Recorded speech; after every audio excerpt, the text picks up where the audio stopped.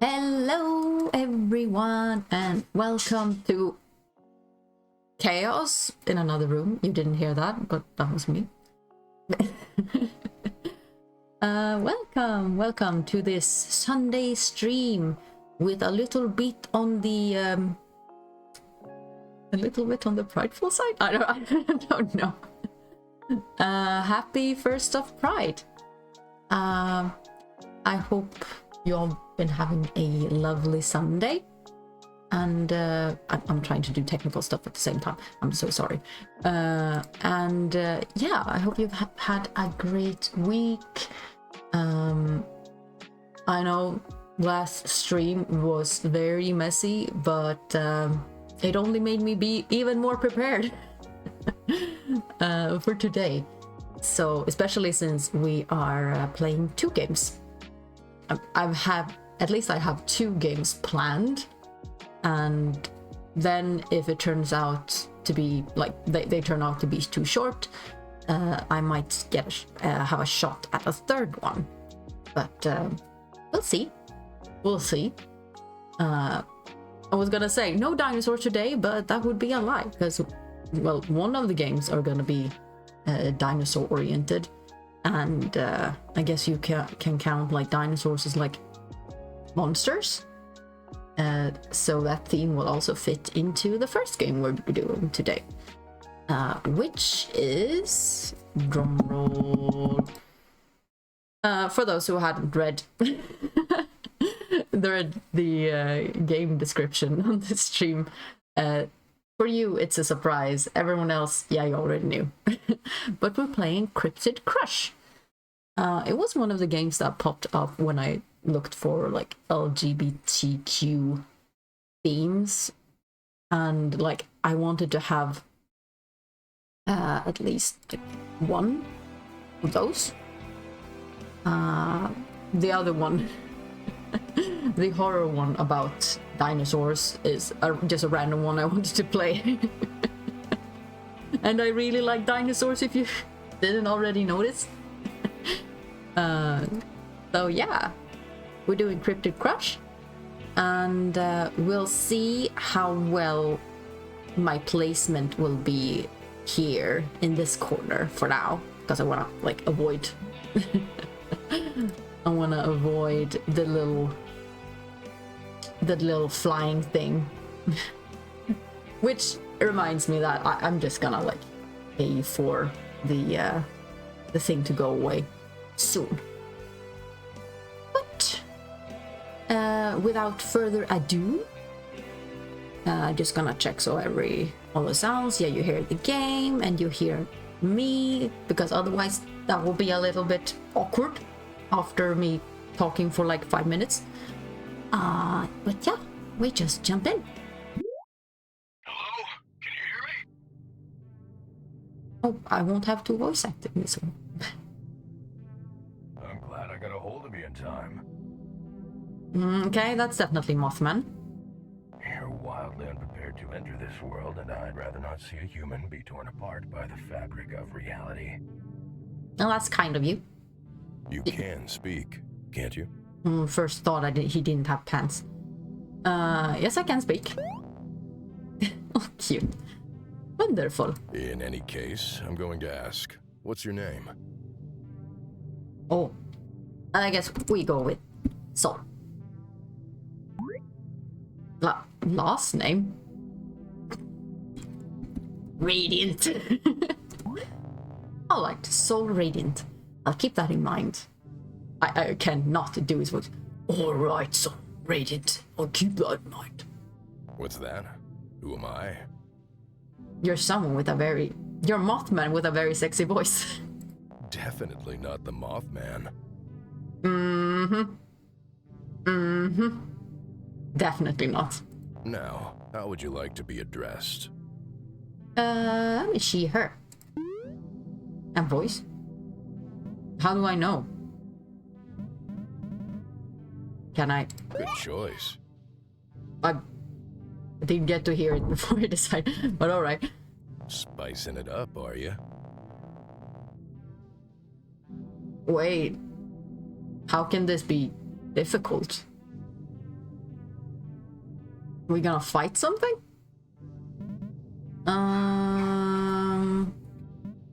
I guess I'm more in a chill mode today. We go for the default.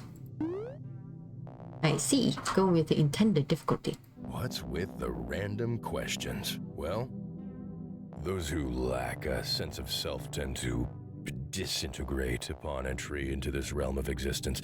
I'm just here to help jog your memory. Fine. That's very kind of you. It sounded like I said, "Aw, fan." It's like, oh shit, like in Swedish. Oh yeah, that'd be helpful. I have a pretty good idea of who I am. Just a preset. I'll just wing it. Randomize stats and appears. Ooh. Oh, great. Let's just zoom through these questions. So tell me about yourself. What's your preferred type of beverage? Ooh. One of those. Oh, but King hates sparkling water. It's water that fights back. Yeah, that I don't want to have to fight my water. Water, but I'm not a nerd about it. Soda. It's less about the drink and more about the presentation. Definitely regular water. Just basic, healthy tap water. Healthy tap water if you're from a country with healthy tap water, that is. Name one of your greatest weaknesses. No, not noodle arms. Lower back pain. Not that much yet. I never believed in bad luck. All of them. Which of these fit me? I guess maybe this one? What's something you're ignoring right now? What's something you're ignoring right now? Exercising? Nah, maybe a little. Just how hungry I am? No. Wouldn't you like to know? Taking to the necessary precautions to prevent my mirror doppelganger from replacing me at night. How did he know? I guess a little bit of... everyone would be feeling better with a little bit more exercise, I think. What would you say is your strongest quality? Ooh. I try to be patient with myself. Yeah, try to. I can admit when I'm wrong, and that's more difficult. I don't know, but I certainly exist. Yes. If you had an entire day to yourself, where would you spend it? If you had an entire day to yourself, where would you spend it? I'd be baking a loaf of bread. Well, I like baking, but not that much. Recharging my social batteries by playing a single play. Yeah. If you were a cryptid, what would you be? Ooh. I would. Out of these, sea monster, space alien, werewolf, please. Perhaps a ghost one day. Think a sea monster would be cool. Great, interesting. Now how do you envision yourself? Change hair length. Ooh. Okay. Longer, toggle hair poof. Toggle facial hair, toggle glasses. Change coat. Ooh. I think that one. But I'm just gonna. Or should I go for something more pink? Like this one. It's more like it stands out a bit more. Is there more thing? Toggle hairpin. Little alien. Toggle beanie. No. Toggle eyeliner. Ooh. Back. No. I think that's good. It seems my time here is up. Good luck, and know this. I'm rooting for you. Feels good. Mothman is rooting for me. Moth. Nice picture. Buzz buzz. If your phone startles you awake, a trail of messages scrolling down your screen. Hey, are you awake? It's time. Ghosty time. Ghosty time? I sent you the address. Just follow the radio tower and you'll find it. All you can manage to type back in your half-asleep, sluggish state is... Okay. Just gonna do a quick Check. See, so everything is working. Alrighty. Yeah, it is. Goody goody. And we continue. Narrator ... You feel a sudden icy chill jolting you awake and sending shivers down your spine. Oh, it's a kitty! It's a cute kitty. You see a large, fuzzy gray cat with 3 eyes and a flaming tail shoving her translucent paw through your face. Is it a ghost cat? Greetings, mortal. Cute. With a yelp, you leap out of bed, the shimmering tabby cat facing right through you. Oh, it is a ghost cat. Can't you... Just be normal. Oh, okay. You slept through 3 alarms. I was getting desperate. I would never do that. I'm very good with not shutting off my alarms. It only happens once in a blue moon. Okay, I'm awake. And I'm running late. You rush around your room, gathering everything you could possibly need for tonight. You then run through your mental checklist. Don't forget your flashlight, bolt cutters, granola bars, and am I a ghost hunter? I think so. You squat down to tie your shoes and slip on your jacket. Opening the door, you step out into the stuffy hallway and march out to your car. Wait for me! Whoosh! Taro has to race to catch up with you, meowing in protest as she kicks off the top step and floats down the stairs, facing right through the apartment wall.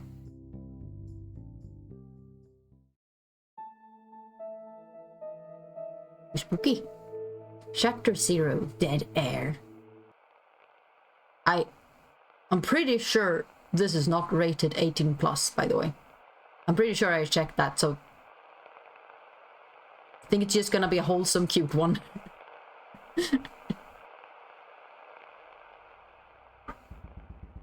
And I think my placement is still pretty decent. I'm not too much in the way, right?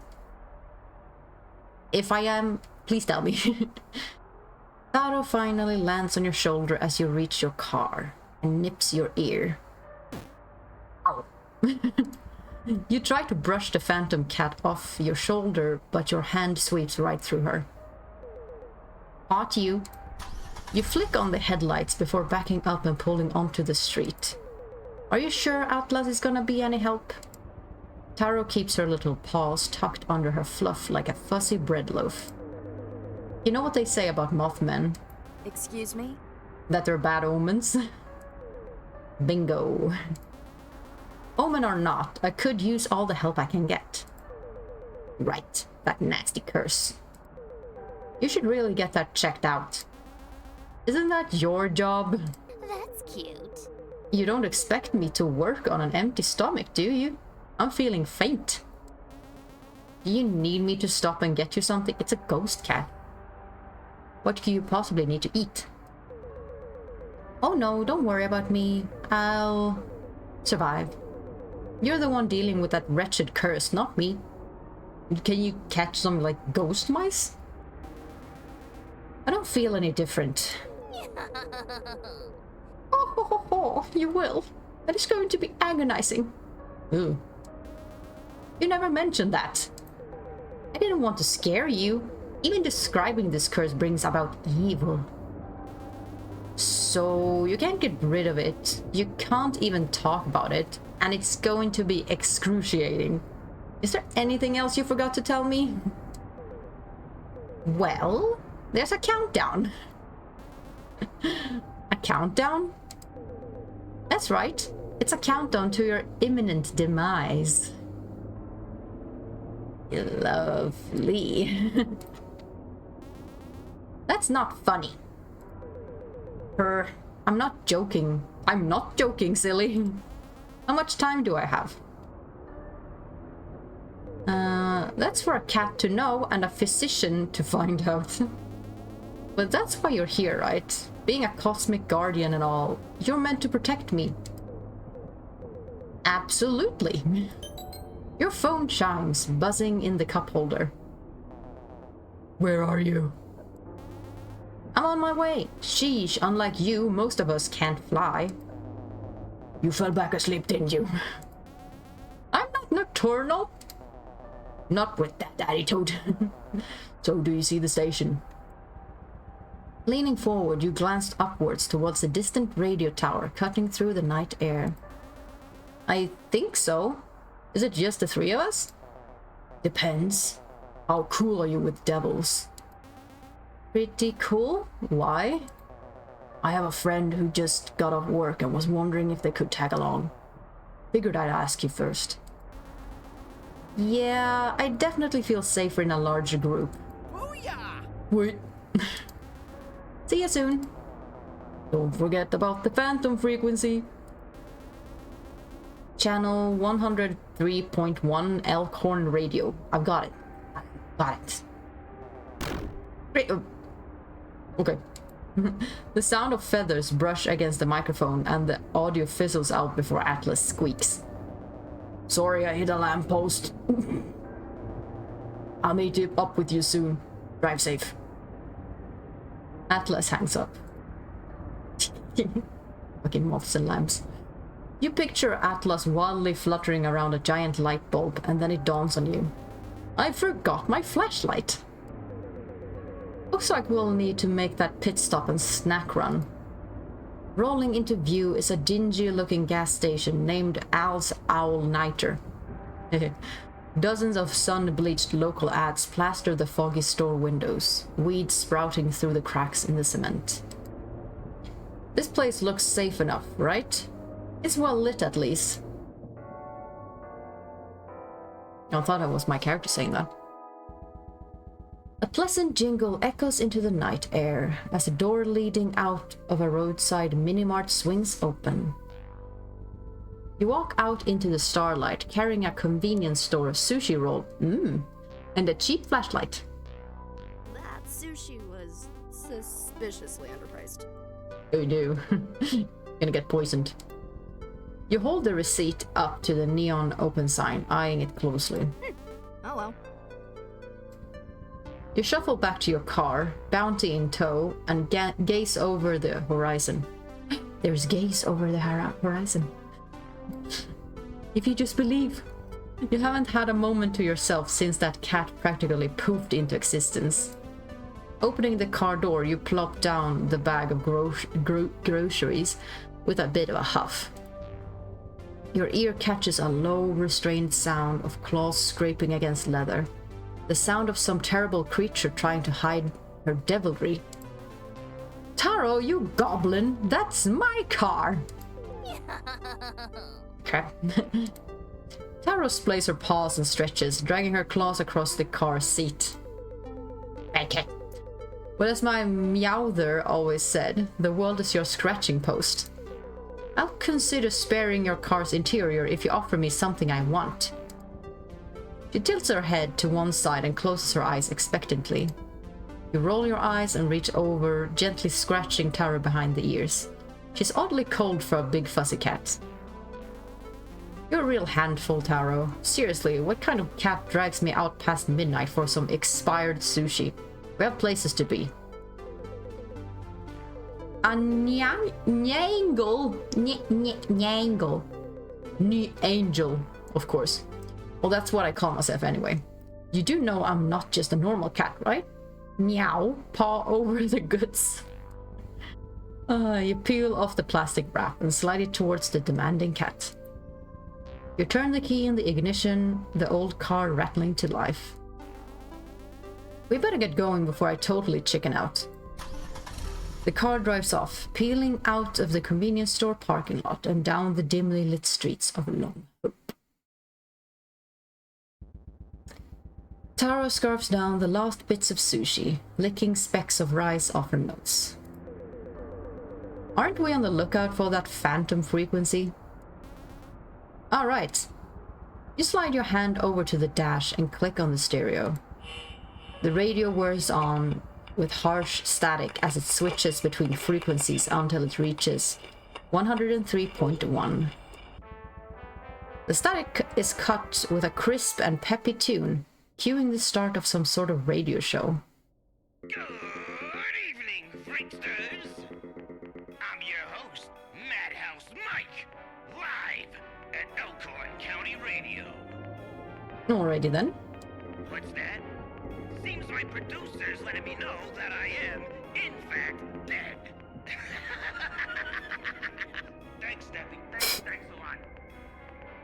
So, before we get started, I just wanted to give a shout out to all my listeners. It is your support that keeps this show alive. So, as a thank you, I'll be starting tonight's show with some fan mail. Alright. Madhouse clears his throat for emphasis. Hey, lovely. You want to make thousands working with a flexible schedule from home? Of course you do. Join our loyal family and become the independent girl boss of your dreams. For a tiny fee of $1,200, you two can enroll in our courses and start feeding today. Join us and flourish, the Great Mother. What is this? That doesn't sound super good. Wow. Thanks much for that threatening and oddly fleshy letter. Seriously, this thing is meaty. I'm imagining a fleshy piece of paper. You just spluff. You turn off the radio. Yuck. Yeah, my thoughts exactly. Didn't you mail in a fan letter? I wouldn't call myself a fan. Heck, I've never even heard of the guy. You grimace, glancing out the window as the woods begin thinning out into a clearing. That seems a tad insincere, bothering a fellow you don't even know. The skeletal frame of the radio tower stretches up over the horizon, looming over your destination, Elkhorn Radio Station. Pulling into the radio station's overgrown parking lot, you park between the fading lines. Caro hops up and jumps into her human's arms, insisting on being carried like the oversized baby she is. You open the car door and step outside. You feel the brush of Taro's whiskers against your cheek, somewhat easing your fears. Oh dear. Okay, we'll be fine. It's just a haunted station on a hill, no big deal. You click on the hefty flashlight with a tight grip. You angle the light towards the station, as well as the large metal fence in front of it. Crap. Forgot the bolt cutters again. You turn your attention instead to a large sheet of wood, spray paint with crude red letters attached to the fence. You read it aloud. Keep out. Trespassers will be murder-lated. Ah, cool. I heard the place glows red on Friday nights, and the on-air sign never burns out. Bunch of silly rumors, if you ask me. Feels like a Cheshire cat kind of thing. Where is everyone? It's already 2 a.m. They should have been here by now. Checking the time, you stuff your phone into your pocket and scan your surroundings with your flashlight. This calls for an investigation. Or I could just shoot them a text. No, not like that. You gotta roll. Let my die at home. What am I looking at? Yeah, what are we looking at? Sometimes things require skill and a bit of luck. So to determine how your fate unfolds, you have to roll. You'll be giving a difficulty rating that you have to meet or surpass. The universe will then add a modifier based on your stats. Brains, in this case. This feels like some kind of forbidden knowledge. Oh, it is. Now try rolling for real. Do I... Wow, that was awful. I didn't click anything. It wasn't me. Don't worry though. If you fail a roll, don't fret. You have a chance to change fate by spending karma. You know, let me just call Atlas. What's karma, you ask? Well, whenever you fail a roll, you can expend karma to reroll. You can reroll as many times as you have karma, whether you succeeded or failed that roll. You have to be smart with it. You only get a point of karma when you fail and decide not to reroll. You got it? Ooh, the consequences of my actions. I'm sure someone around here gets it. Great! Now tap that button and try re-rolling those die.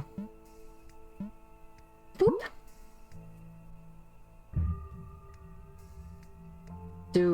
Is it 45?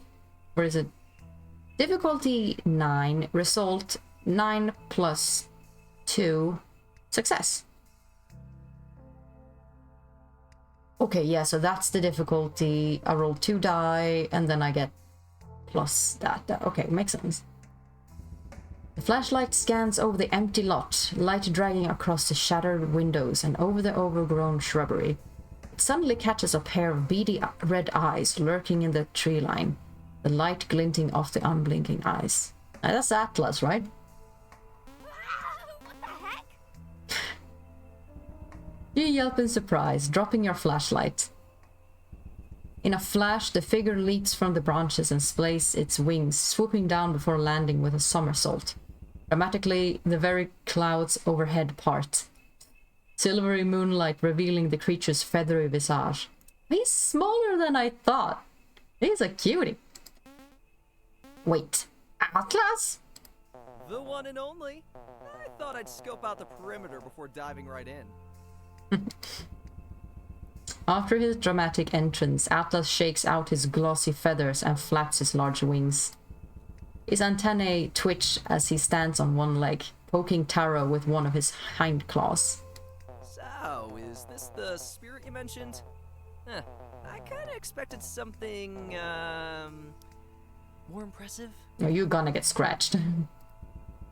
Taro fluffs up, her whiskers standing on end as she hisses. I am a great and powerful cosmic guardian. She bites one of the Mothman's talons. Muff. Grr. Ouch! I am in immense pain. I don't think he is. Atlas pulls away, breaking out of Taro's grip. It's not too late to be haunted by something cooler, right? Taro's doing her best. You're just jealous you don't have a familiar following you around.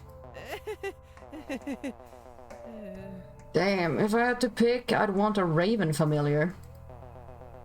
Too bad ravens hate me. Atlas bends down and scoops the flashlight off the ground. Here, sorry for startling you. Breaking through the greenery, a single blue flame casts an eerie light over a large imposing demon striding into the clearing. A heavy pair of bolt cutters resting at their hip. Sorry to keep you waiting. Damn! That one is a bit bigger. It's a buff woman. It seems everyone has arrived. I assume Atlas spoke of me. How did you get here so fast? Legs? This is Jamie, the roughest devil around.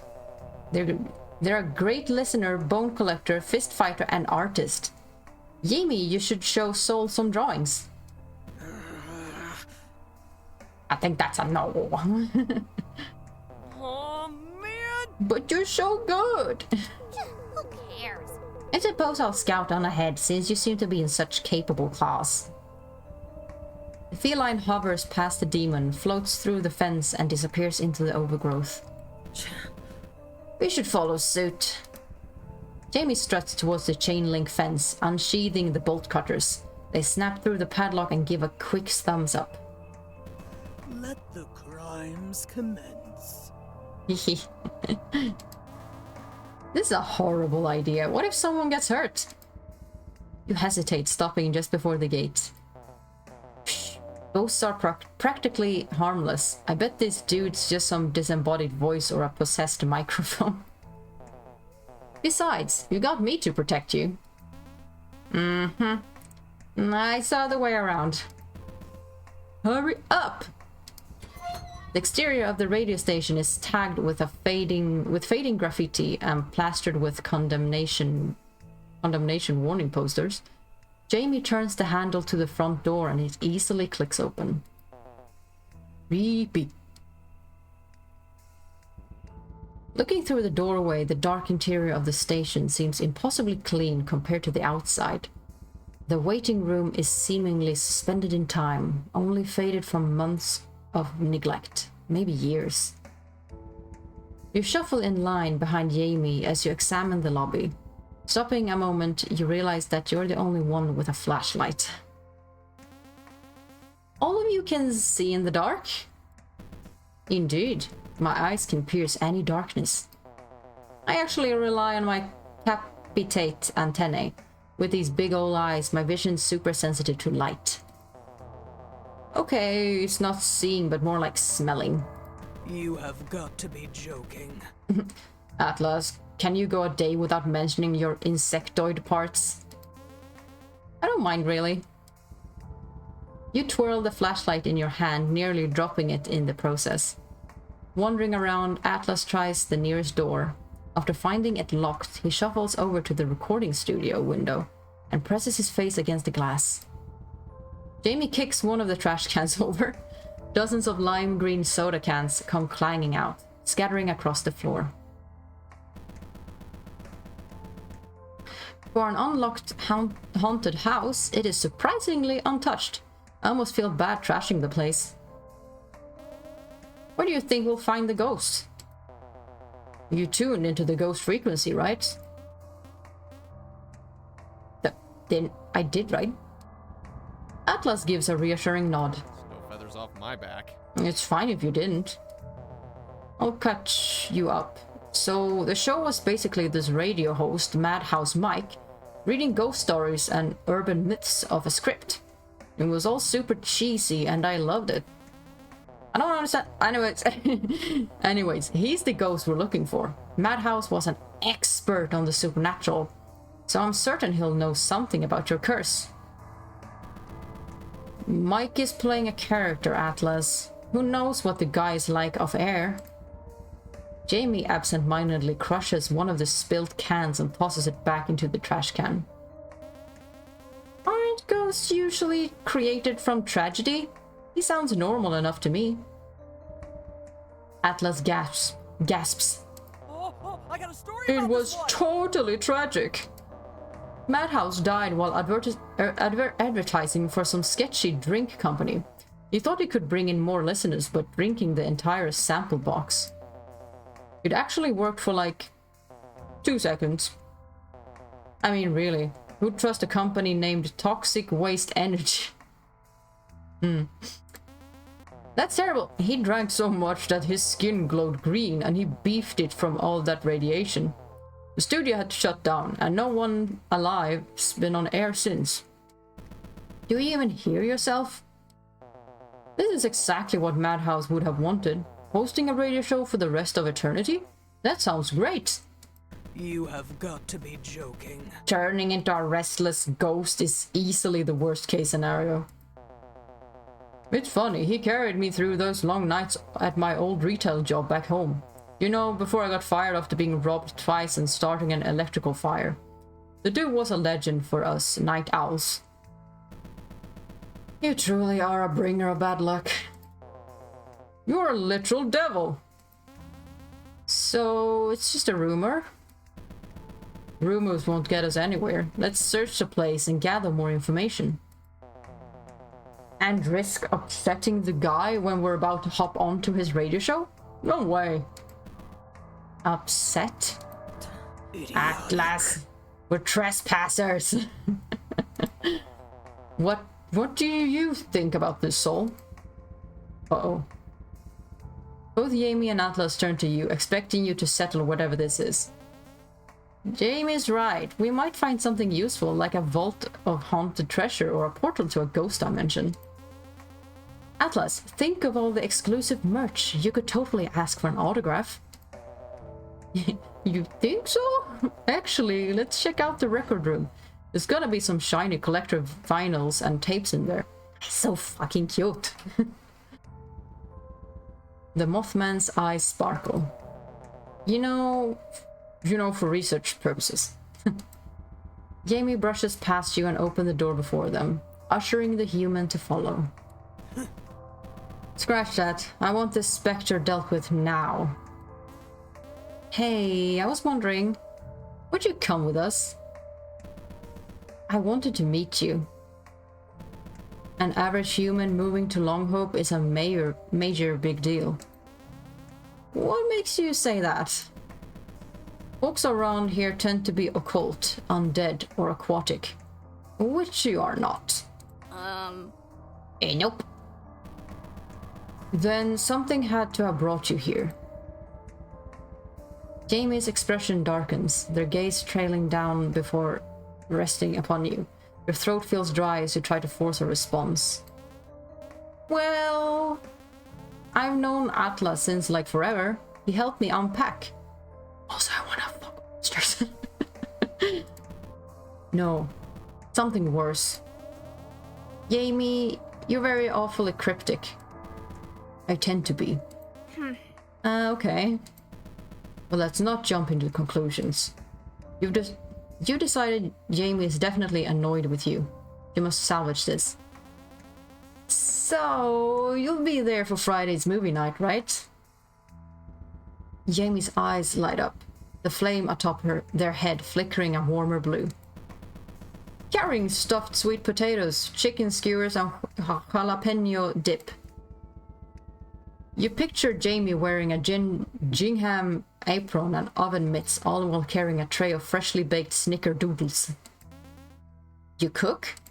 Excellent. Part-time. I have so many questions. They call me the Grill Master. Jamie, I need answers. I need you to keep walking. Sure thing, Grill Master. Do not say that. Alrighty. With a grunt, you manage to shove the door open, knocking down a filing cabinet, blocking the doorway within the room. Stepping over the cabinet, you gaze around the office. The room is completely trashed. I'm just... with all of... Excuse me? Did that disappear because I put my... Ooh, no, it's just... It's a little gify, I think.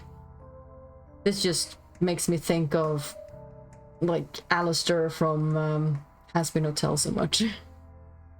The room is completely trashed. Loose papers are scattered across the carpet. Green sludge is smeared across the walls, and a bookshelf full of records and trophies are smashed to bits.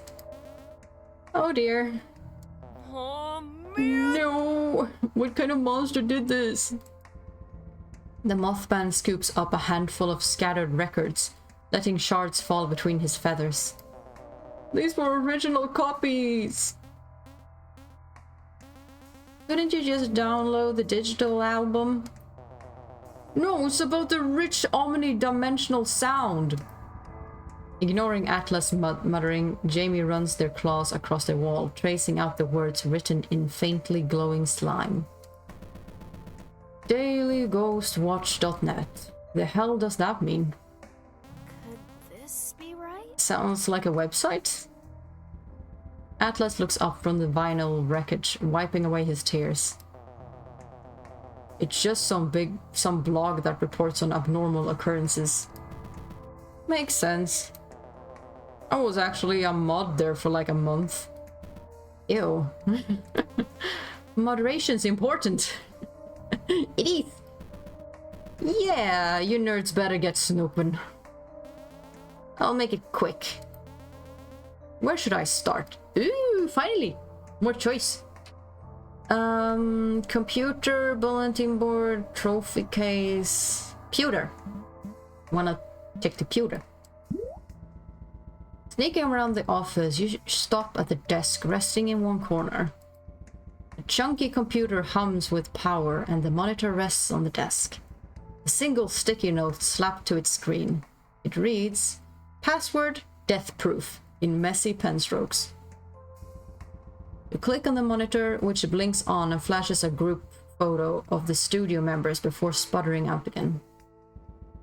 Clicking on the monitor once more, you click the minimized web page and are greeted with the ghost hunting forum. Someone seems to have scoured the page, leaving comments and even arguing with users under the username RadioGhost1. One comment reads, "This guy sounds so cool, I wonder what he was like in life." A response under the same username reads, "Great post, Heaven's really missing out, lol." Scrolling down, you see that Radio Ghost 1's been banned for self-advertising. You're about to check the other tab. Open on the computer, but are cut short as something cold brushes against you. Turning around, sharply, you see a human-sized figure crafted out of empty toxic waste cans sits in the dusty office chair.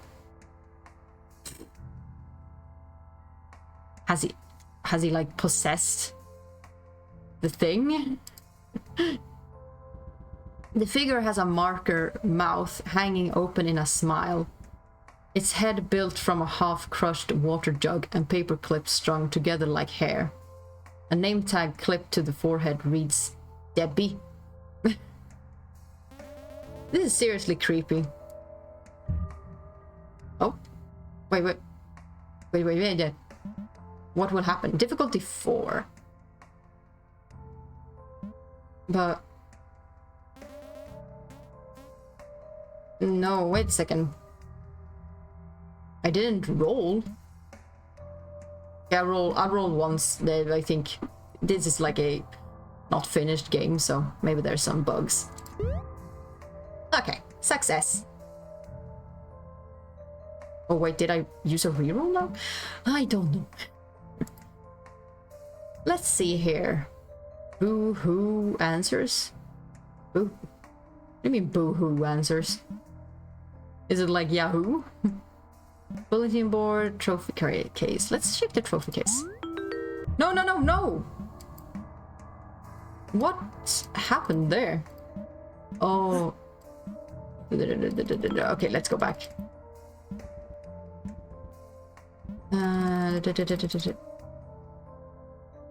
Okay, I think that here's where we were supposed to be. Following the trail of papers, you stop at the smashed trophy case. And I guess I don't... Okay, that's good. Following the trail of papers, you stop at the smashed trophy case with the words "Stinks worse than Momo" spray painted in red over the whole thing. It seems to have held a variety of commemorations and awards celebrating radio entertainment the station had broadcast. You shift through the destruction, only finding the remains of awards to obscure bands and talk shows like Shark Infinity, Tiny Red Panda, and DJ Bean Angel. Nothing about Madhouse though. Looks like Mike's really taking this personally. Dude, Shark Infinity recorded here? Atlas stands near the door, scrolling through his phone. Apparently the Daily Ghost wrote an article about Elkhorn Station. The Mothman skims over the blog posts.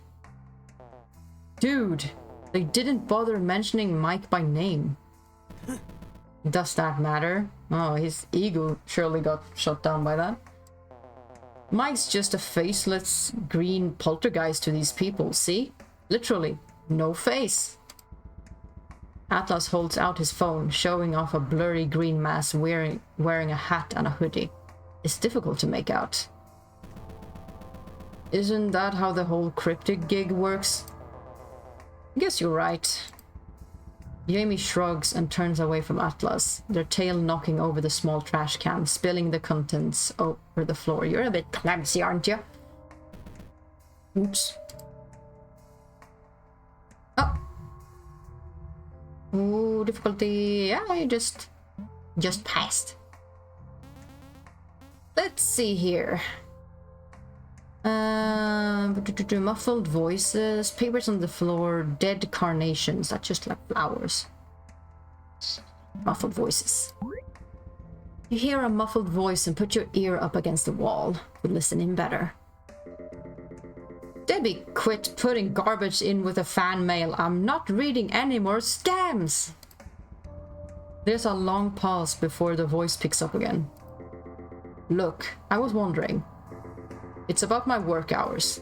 You see, usually I'm sharper than a wolf bite, but the past decades felt rather dull. I was thinking maybe I could take a break and spend that time reconnecting with the living part of me. Does he have a living part? There's a drone of silence before you hear a muffled slam and the sound of a can crumpling in someone's grip. Ooh, difficulty. Yeah. Success. Let's see here. Okay, but the balancing board. You look to the corkboard nailed to the wall, taking note of the various pages tacked to the board. Marker mustaches are scribbled over a single group photo. A man wearing a red hoodie scratched out entirely. A printed out calendar is pinned to the wall with August 21st circled and labeled. Doctor's appointment. There's even a coupon for a free case of toxic waste energy tacked to the corkboard. Tearing off the coupon, you bring it to Atlas, hoping for some insight. What's this? Hold on a sec. Oh, that's the drink that killed Mike Madhouse. It's that infamous soda brand known for its insane caffeine content and radiation. You immediately regret asking, but decide to keep the coupon anyways. Just in case. Oh no. But what happens if I fail my investigation? I guess I can't continue? Alright. Alright, nerds, we gotta go. Jamie gestures to the door, their tail flicking impatiently. Fine. There's no way I can salvage this. Atlas begrudgingly leaves the remains of shattered vinyls behind. Atlas briskly marches ahead. You walk like a pigeon. Following Atlas' voice, you and Jamie turn the corner and stop abruptly. He's fiddling with the doorknob. It's totally jammed.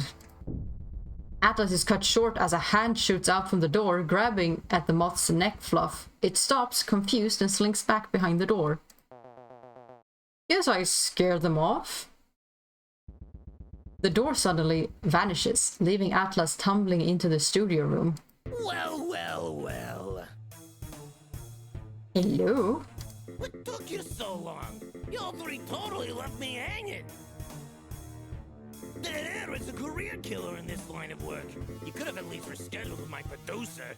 This has some heavy Beetlejuice vibes. You mean the jug-headed abomination back in the office? Ah, so you met old Debbie. Not much of a talker. Madhouse Mike laughs at his own joke. Ooh, he's kinda cool.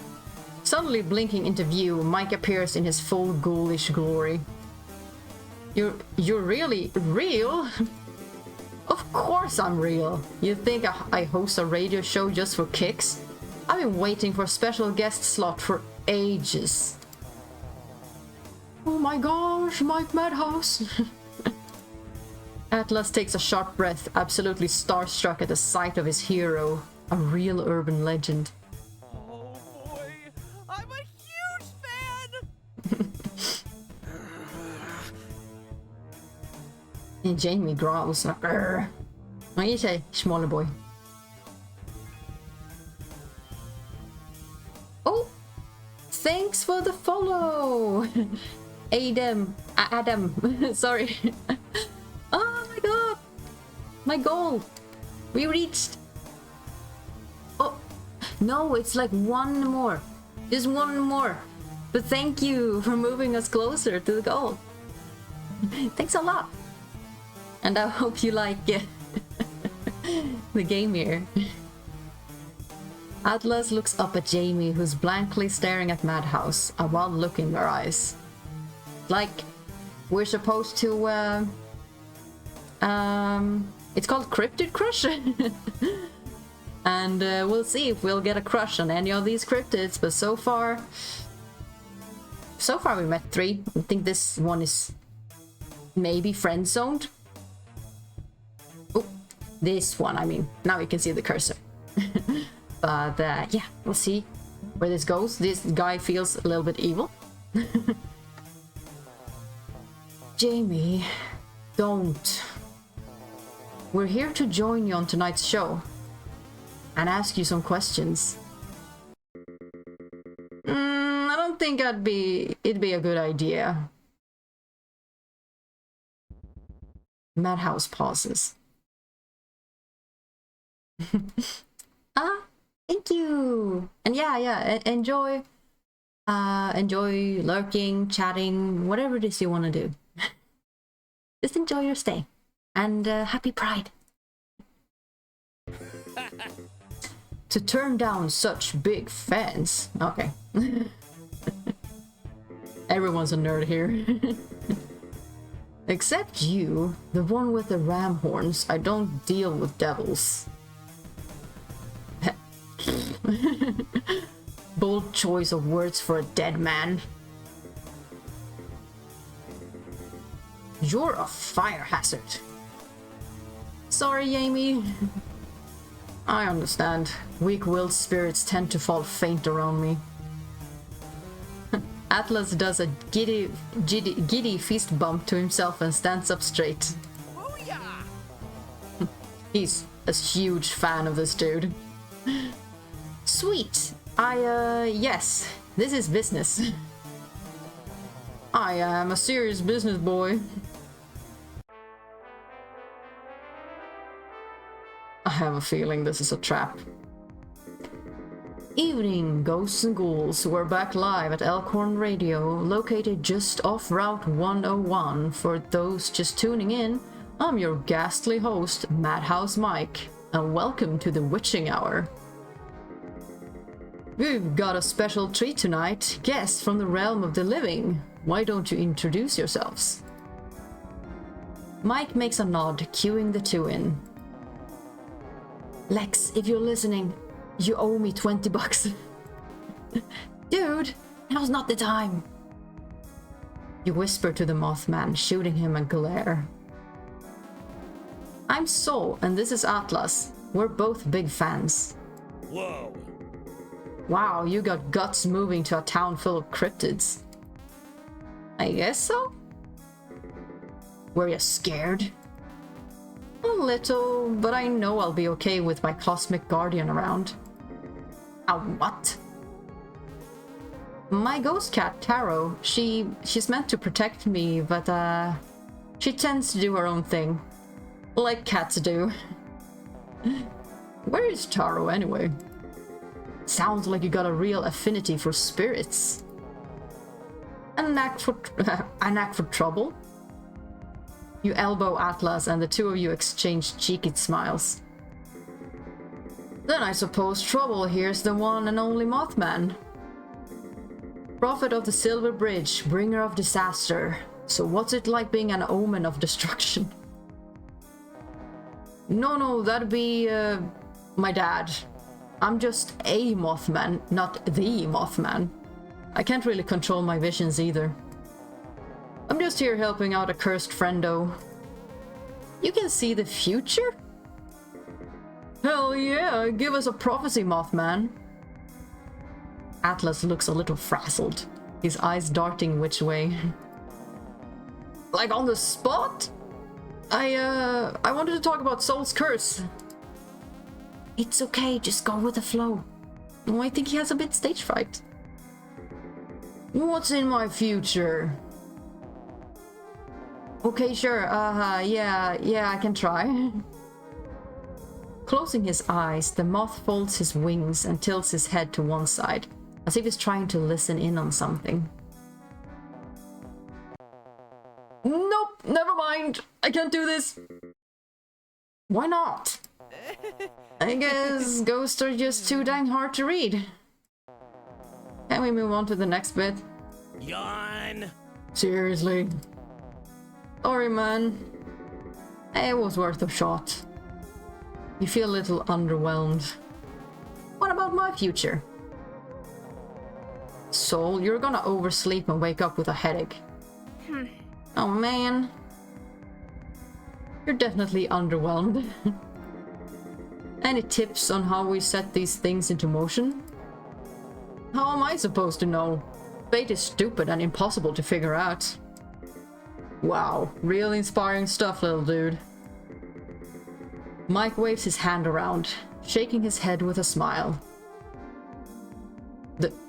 Is he saying that? I think this is not correct. I say we move on to our next segment. How about some episodic callbacks? It should be a total breeze for such big fans. Yep, I'm a real mega fan. Episode 15, which undead horror did we interview on the show? You sit there quietly, shuffling your feet and tapping the counter, unsure of what to say. How am I... Shouldn't I roll for this? Oh. How are you today? Also, it's okay. It's okay if your English is, like, not the best. Like, it's not my native language either. But, like, so far, you're doing super. But, yeah, I'm doing great today. It's a lovely Sunday. It's been an eventful weekend, and yeah, settling down with a stream right now. It's just really cozy. So how has your day been? And how are you today? And let's... What should we guess? You sit there quietly, shuffling your feet, blah blah blah. Eeny, meeny, miny, mo. Spooky spaghetti sounds fun. Bloody bones! The Mothman throws a wing up into the air, exclaiming the answer. Bloody bones? Folding your arms across your chest, you sink into the chair with a scowl. Perfect! This is a spicy one. In episode 26, who was Bigfoot's secret lover? Smallfoot? It's on the tip of my tongue. No, Atlas is gonna know. The squonk. The squonk. The goat man. Not bad, though you really ought to give your friend here a chance. No, don't do that, I don't know shit. Oh, and also I'm happy your day is doing well. And that you're just chilling. We like a chill Sunday.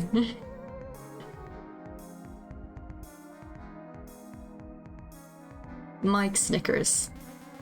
I'm a little unprepared here. Right. Yeah, I'm getting ahead of myself. In season 1's finale, what news broke that night? I moved to Longhope, Bigfoot and Goatman got married. Pretty sure you died. In season 1's finale, are there more than one season? Because he did die. We might actually be right on this one. Atlas gently taps you on the foot with a talon and whispers to you before you can answer. Okay. There was an alien abduction. It was aliens! Oh yeah, just so many episodes of my show aired on the radio. Atlas whispers to you in a hushed voice. 32. 32! Correct. Nah, he's definitely on to us. Madhouse smile falters. Next question. What did I have for breakfast? Wait. How is anyone supposed to know that? On the other hand, do you even eat? You're a ghost? You look to Atlas for an answer, but he doesn't respond. How should he know? I don't know. The ghost is absolutely thrilled by Atlas' answer. Any real listener would know. I skipped breakfast. Ooh, why didn't he know that? That's totally unfair. Oh yeah? Hey, Atlas, who sponsored Season 2's recap episode? Atlas shrugs. I skipped the ad breaks. What? Jesus Christ, what happened there? Okay, toxic waste energy. It was toxic waste energy. Does he have tics? But good try. We're cutting to commercial. He points to Atlas. You. Me?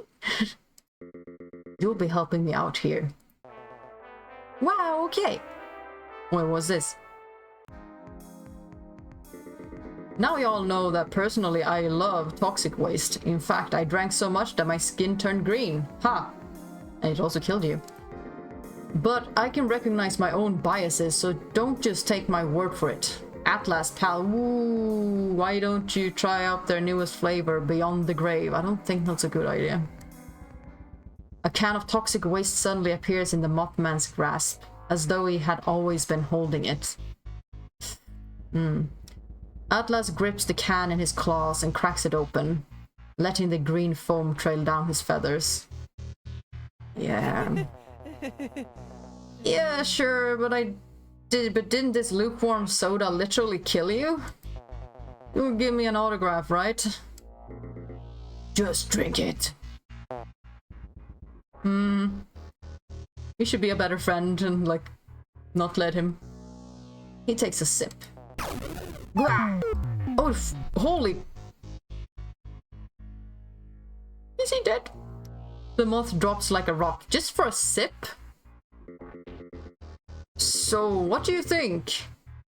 I'm sure we're all dying to know. Suddenly Atlas perks... Whoa, he grew! Did he grow? Yeah, he's taller. Suddenly Atlas perks right back up and wipes away the green liquid trailing from his mouth. But he has minus life. Wowzers, I feel like my skeleton could jump out and dance a jig.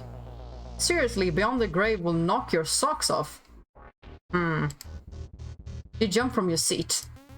Wait, what's going on? What did you do to Atlas?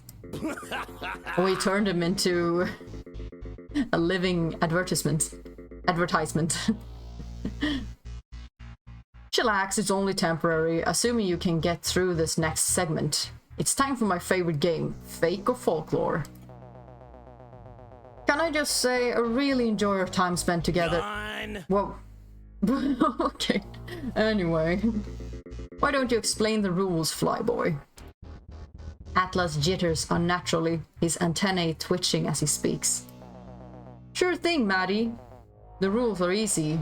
Mike here will describe a cryptid and you have to guess what it is. If you get it wrong, you'll suffer a tiny penalty. If you're alive by the end, you win. A penalty? I'm guessing you'll kill me if I refuse to play. No way, I'll just be keeping Atlas as collateral. So by all means, leave your precious Mothman behind. I could use a co-host. That's mean. Fine, I'll play your stupid game. You plop back down in the cushioned office chair and fold your arms. Now's your chance to really let your knowledge shine. Okay, before that, having some water. Don't forget to hydrate. It's so easy to.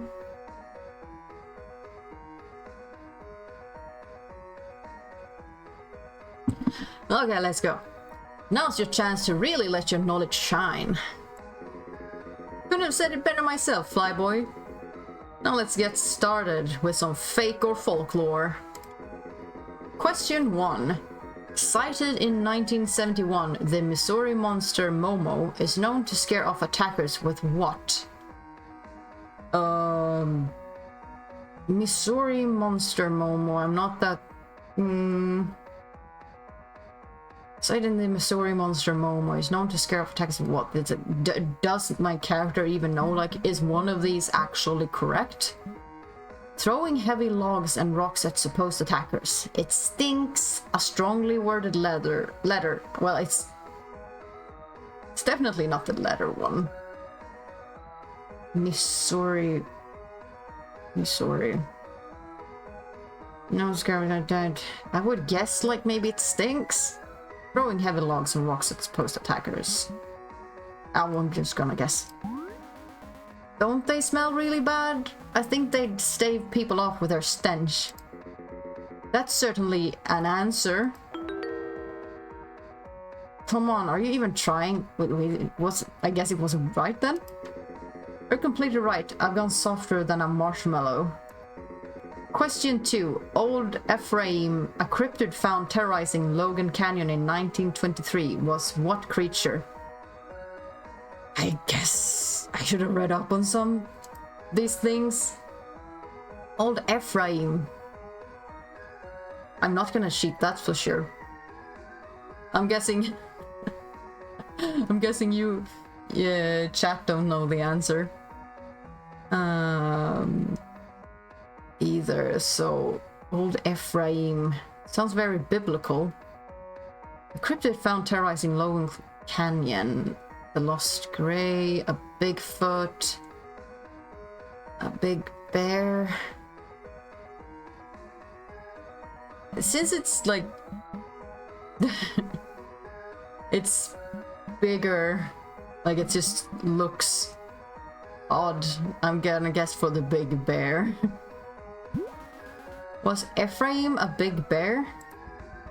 You're just guessing at this point. Okay, yeah, my character don't know. I think none of the answers are correct. How daring. Madhouse gestures to Atlas, who's shaking like a ragdoll. Correct! Okay, it was correct! So there is like an answer, like correct answers here. I certainly wasn't expecting that. Good on ya. Oh, thanks. Next question. Oh, now this is a good one. Question 3. The Rochester giant sighted in 1965 crushed the hood of whose car? Well, 1965?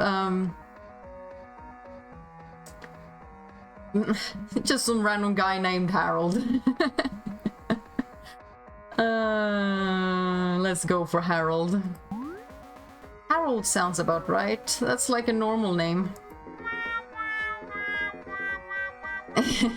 Yeah, you totally fell for it. The Rochester giant doesn't exist. This is wrong, but Maddie, you totally cheated. So what? Oh, wow, wow, wow. I got hurt. You flinched from a sudden jolt of pain aching through your body. Ow. I think we have time for one last question as an encore to the folks at home. Okay, one last question. I could survive that. Mike leans into his microphone, lowering his voice to a low growl.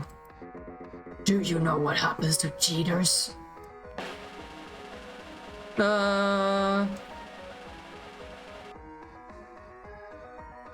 Is it because you knew I cheated before? We're free to leave? Yes? Of course, what's out honor here? Why don't you hand over my wallet while I'm at... Why don't I hand over my wallet while I'm at it? I make the rules. It's my show, my rules, my game. The ghost suddenly blinks out, only to reappear behind Atlas. You're just another fake fan. Oh no. In a flash, Mike melts with Atlas and the two form a much larger, scarier creature. Don't you know who I am? What? Wasn't this supposed to be about dating cryptids, not getting killed by one? I'm a goddamn urban legend, and I'm done wasting my eternity in this place. Don't I deserve to be free? Somehow, even in death, I'm still working. All night, every day, all the time, forever, forever. Well, I'm done with liars, fakers, and those goddamn ghost hunters. None of them ever cared about the real me. I quit! No more graveyard shifts, no more management, and no more fake fans. I think maybe he just wants to be recognized, the poor guy. Also, if you have a favorite cryptid, like, it'd be awesome to know. I think my favorite cryptid is...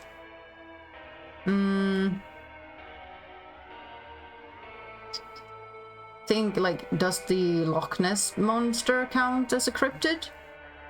I'm not super invested in cryptids, to be honest, but I like monsters in general, and especially like cool monster designs. The pair looks down at their hands and wiggles each finger. Do you know what happens to fake fans? The cryptid laughs, taking a wobbly step forward. I get their souls.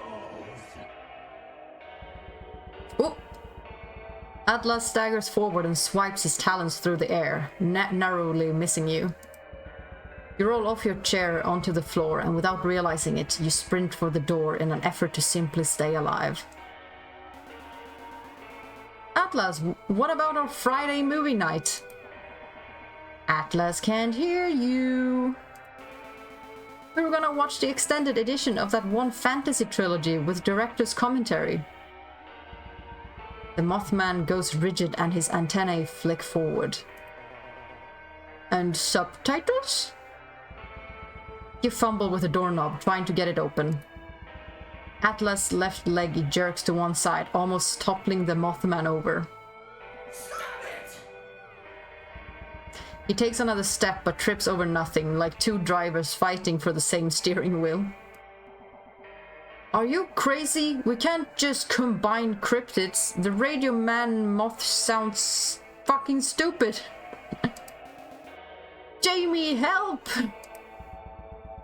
The Jersey Devil clambers into the room, confused. They look around only to watch the possessed Mothman jerk and jitter towards the duo, muttering and clawing at his own feathers. What? Did Atlas get taller? Yeah, he did. That's the first thing you noticed? This is unforgivable.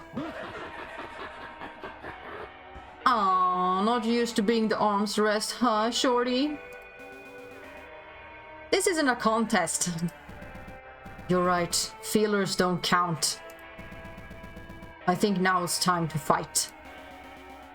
But that'll hurt him. Oh, so now you care? Gosh, Soul, I thought you were supposed to protect me. Huh? Let's make this quick. Ooh. An actual fight? Madlass laughs in your face. Madlass opens up by chucking an oversized stereo speaker with supernatural force. Oh yeah, success. Awesome. Jamie barely steps out of the way. Freebie, are you two even trying? Madlass furiously swipes his claws at the demon, who narrowly dodges the attack. Soul, I need direction! What do we even do? Choose a skill in the top left corner. Click it!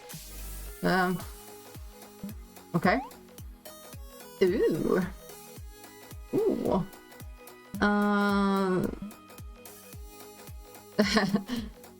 All of them just say, oh, something cool. Sure, let's do a healing wave. No.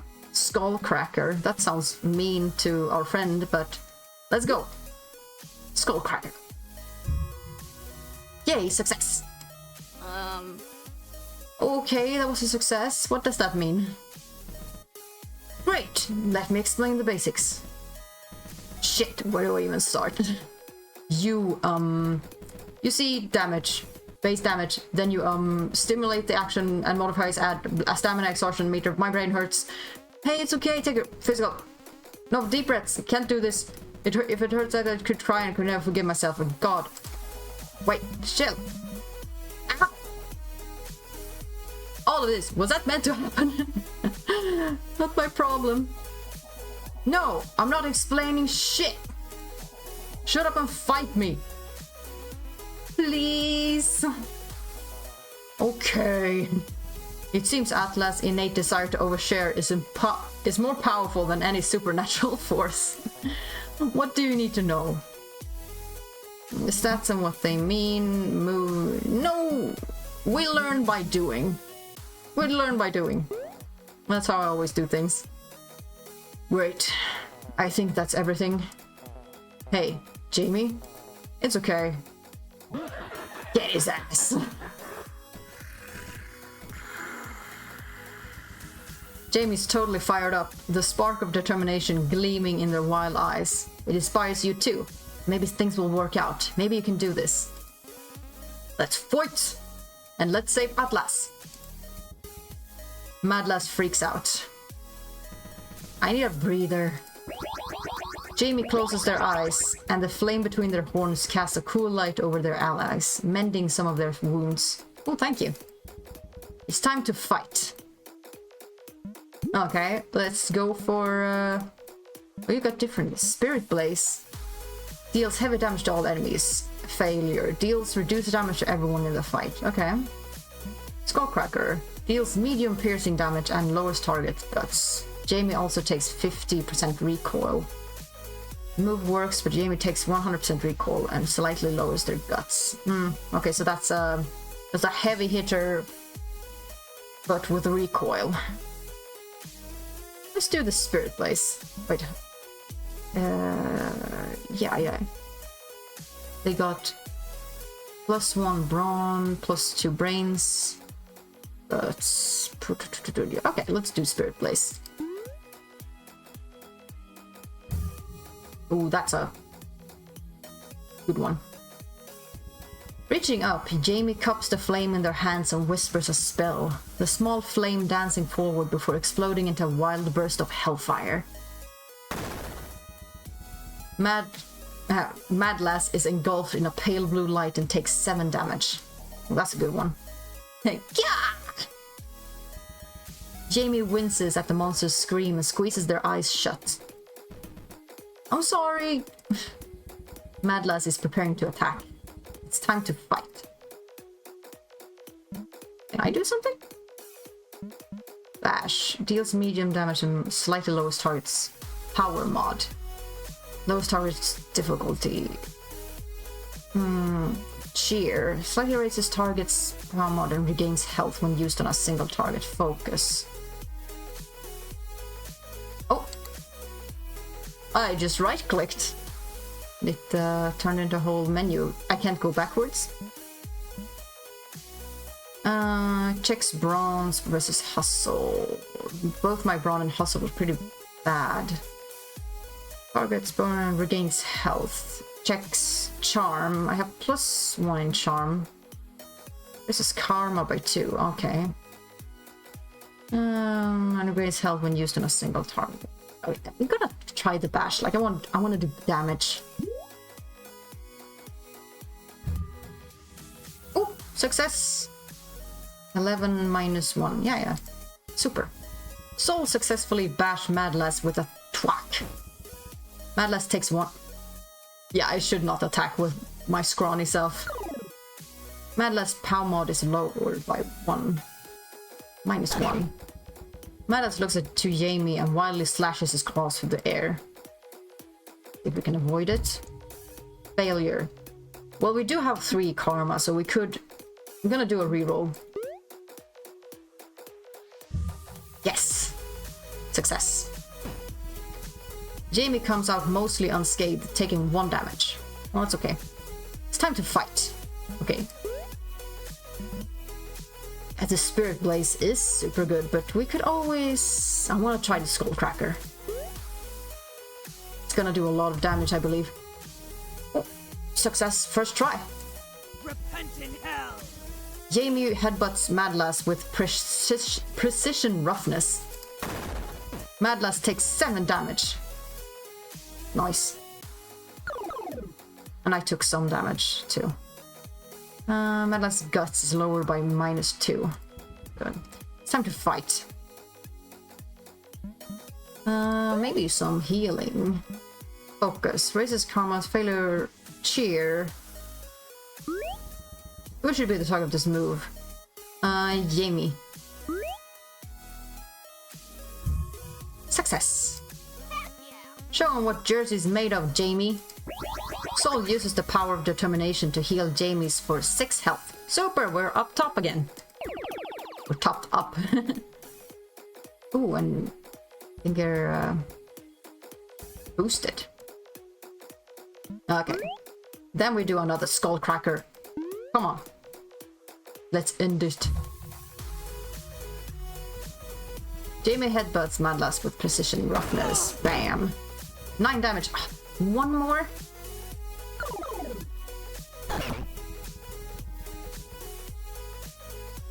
Okay, let's see if we can avoid this stereo. We don't, but we do have karma. But I'm gonna save it. Ouch. That must hurt, getting a stereo like thrown at you. Okay, let's do this one. Spirit Blaze. Okay, reroll. Again? Come on. Yes! Let's finish him. Outmatched. 10 damage? Why did it do so much this time? You got the -9 now. Jamie winces at the monster's scream and squeezes their eyes shut. I'm sorry. You losers really thought you could defeat me? What a joke. You're looking at the next Mothman, baby, yeah! Not a Mothman, but the Mothman. No more patronizing stares or shifty glances, just sheer crystalline terror. I'm a legend! I'm a demon! I'm a...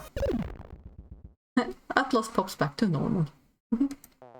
I'm a little lightheaded. Know your place. No, it's okay. Whoa! The door to the studio buckles, splitting open as monstrous Taro bursts into the room. With a triumphant meow, she knocks Atlas to the ground. Sprawled out on the floor, all battered and dazed, Atlas hacks up a mouthful of toxic waste. Taro, what the hell? Atlas, are you okay? Atlas gives you a weak thumbs up. Yeah, I'm fine. Sorry for scaring you. Helping Atlas to his feet, you keep an arm around him as you nervously glance around. Where's Madhouse? Mike, you coward! Grasping at the air, the Jersey Devil exhales a gout of blue flame as they throw punches at nothing. Do you honestly think that'll work? Throwing another punch, Jamie winces as it actually strikes. Madhouse open palm. Boo! Coward!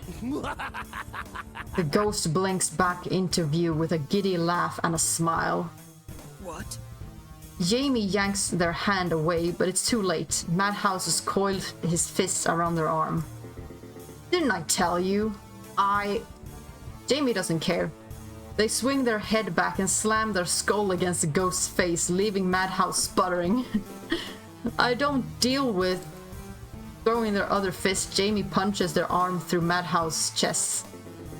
Let me finish! They're both stuck. Jamie can't move their arms. Jamie bites and kicks, but to no avail. They're tangled in a intangible mess. Way to go and ruin the moment, bonehead. Madhouse tightens his grip around the devil. You wouldn't dare. What? I've never possessed a demon before. Your soul would be incinerated. Yawn. So what? I'll manage. Either way, it's a win-win. Madhouse's jaw suddenly unhinges, a curled horn jutting out the side of his head. Ooh. He claps a hand over his face and stifles a cry, his ghastly form flickering in the iridescent lights. I told you it wouldn't work. Jamie acts fast, taking this moment to finally tear their hand out of Madhouse's chest while he writes, shaking ectoplasm off their claws.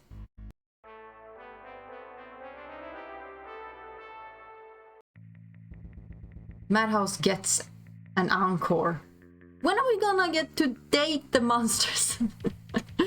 Thought that was the biggest part of this game, but maybe it's longer than I thought it would be. But he has so much health now. But then again, we're like 4 people now. Okay. So like Jamie punches hard, but I... Oh, yeah, now we have Atlas too. What does he do? Lore dump. Deals piercing damage and significantly delays target attack. Move works, but everyone's stamina is set to 0, excluding Atlas. That's not very good, is it? No. Kinesis deals heavy damage and lowers target's brains. Atlas takes 30 recoil. Pump up. Let's try the lore dump. And he fails. Damn it. We only have 1 karma, so I think we're gonna have to skip that one. No biggie. Atlas rambles, begins putting everyone to sleep. Guys, I'm pretty sure my dad is an intergalactic fugitive. He's never actually talked to me about it, but I've got this hunch. No more words. So tired. Atlas, no. Not again. Everyone but Atlas' stamina is set to 0. Wait, guys, I wasn't done. Madhouse takes 3 boredom damage. Oh, still did something. Madhouse's turn is delayed by 3+ turns. Well, that's great. Jamie's trying to hold back for Atlas' sake. Okay, so what does it mean that we have less stamina? Oh. Yeah, I guess I should have read that, but let's do the spirit place. Come on. No. Bad. Okay, use 1 reroll, please. Oh, I needed 11. Crap, that's a bunch. Forgive me. Reaching up, Jamie cups the flame in the hands, blah blah blah blah blah. Flames roar out of control. Oh, it deals damage to everyone. Clap. Taro is ready and raring to tear into this dude. Okay, let's go with Taro. Tuna Defender. Taro intercepts all incoming attacks and slightly raises their defense. Taro maintains stat changes until she uses a different move. Move works but slightly lowers Taro's defense. Cheer. Low side is permanent. Raises targets. Okay. Deals medium damage to target when Taro is at 5 health low. Deals heavy damage. And we're not at 5. Try Tuna Defender. I think we need some boosts for our team. Super. Gotcha. Taro flops cutely, making her fur fluff up in defense. This feline's feeling fortified. Taro's defense is raised by 1. Taro's ready and raring to tear into this dude. Can Atlas help us with... Guys, once both their occult and brawn are raised. Failure, Jamie's occult and brawn are raised. Kinesis deals heavy damage and lowers target's brains. Recoil though. Go back. Me, I can art out. Delays target's at the lowest power. Focus, raises karma, cheer. Who... I think our health is okay. So we could do... okay, I need to... Okay, it's the plops there that... then let's do Atlas. Let's do the Kinesis then. Hopefully he doesn't kill himself. Crap. Please manage. Ah, great. Did you see that? Atlas Tell me you saw jerks to one side and his red eyes flicker to a hazy green. He reaches towards the demon and speaks. Maddie, I'm hurt you turn on us like that. I know you're struggling, but we're like your biggest fans. Can't we talk about this over some drinks? Let's kiss and make up. You can autograph my shirt. I don't know you. Lunging at the Mothman, Madhouse is struck down by a crushing supernatural force. Madhouse grasps its chest and wheezes. What the hell? Atlas staggers back and shakes his head. Huh? Madhouse takes 10 damage and Atlas coughs up ectoplasm, taking 3 recall damage. I think it was worth it. Madhouse brains lowered by 2. Madhouse is preparing to attack. Okay. The tarot. I think we should see if we can heal Atlas a bit. Can you do Jeer? Let's talk about it. No. I'm gonna cheer on Atlas. Yes. You got so much junk food to live for, Atlas. Soul uses the power of positivity to heal Atlas for 3 health. Atlas' POW mod is raised by 2. The demon gargles, craning his head back before exhaling a cloud of noxious waste. Tara steps in to protect everyone. Yeah, success! A toxic haze falls over the party, but Taro takes the brunt of the poison. Oh, is hit with 3 damage. Madhouse crackles. Madhouse difficulty is raised by 1. Jamie catches their breath. Taro could use some help. Yeah. Let's cheer on Taro. Yes. Taro, you're so great. Scratch that guy right into the face. Ooh, that's a good boost. Let's do an attack from Taro. Ooh, I could have done a heavy attack when I was low. Okay, Atlas. Pump up. Jamie gains both their occult and brawn are raised. Well, let's pump people up and then attack with Jamie. Except if we fail. Oh, come on! Atlas thinks of ways to get Jamie excited but can't come up with anything good. Go beat them up or whatever you do. And the effort is there. Thank you, friend. James occult is raised by 1. Okay, so we're still raised a bit. You brace yourself for the worst. Okay, let's go Skullcracker.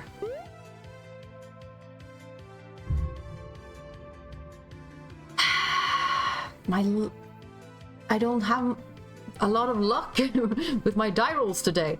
We reroll it. Otherwise I will take the full blunt of the attack, and that's not good. Repent in hell! Let's smash. Smash the bitch. Okay, that did a lot of damage. I wanted to believe you loved it here, working your dream job, but now I know that was a total lie. Get over yourself. You don't know me. I'm feeling he's gonna get, like, redeemed or have a sad backstory. A crooked grin peels across the demon's face as he giggles to himself. You saw my future back there, didn't you? Huh? No, I can't. I didn't. You're one shitty liar. If you keep this up, you're going to die. Like, die. No one cares. The demon gargles, craning his head back before exhaling a cloud of noxious waste. Oh, it feels like he's just sad guy. That's trying to kill us, but yeah. Please. Scrap. We're all gonna get... Ooh. Okay, only Taro takes it, but she took it hard. That's not good. Oh no, no, no, Taro, don't, please, don't die.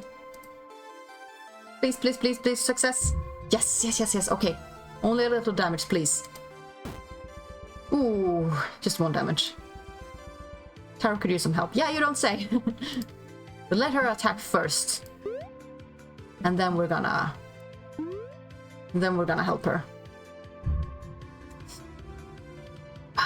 Please. Come on.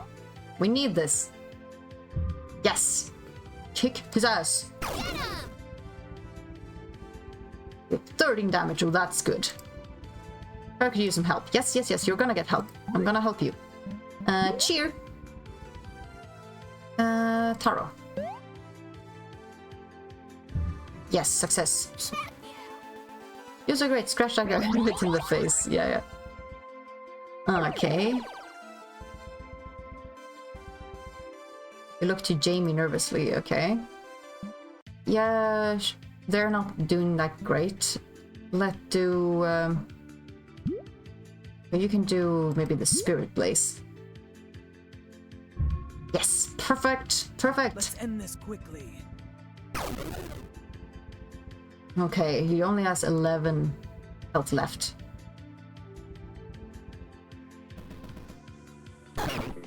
Eat this, Jamie! Oh no.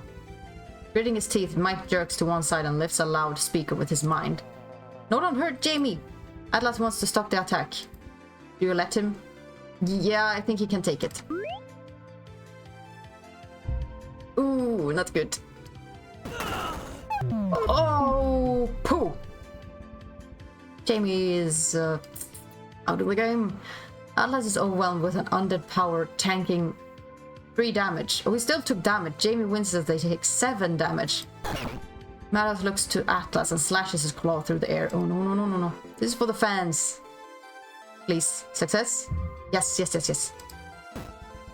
Atlas comes out mostly unscathed, taking 2 damage. Jamie could use some help. Can we... Oh, we can still heal them even if they are... But will they heal if I beat this guy? Because maybe I should like focus on that. I'm just gonna see if I can heal them even if they are technically like fainted and stuff. Yes. Okay, yeah, I can. I guess they just can't attack when they are like below 0. Or at 0, probably.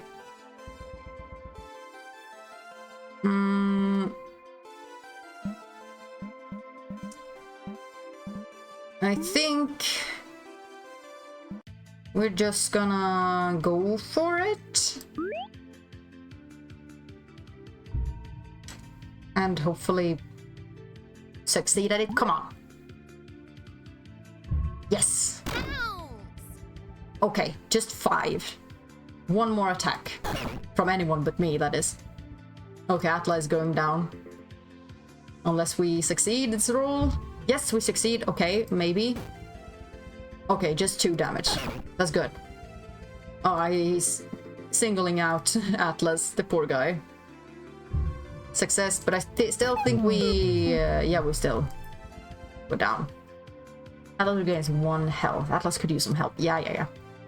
I'm just gonna obliterate this dude. I can't re-roll that. Oh no, no, no, no. Well, I'm still alive. Damn. Everyone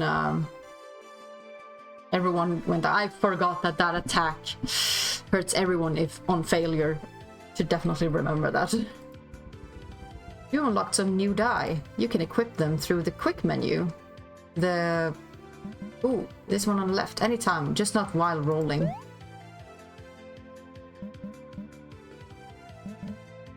Alright. Where do I see the die?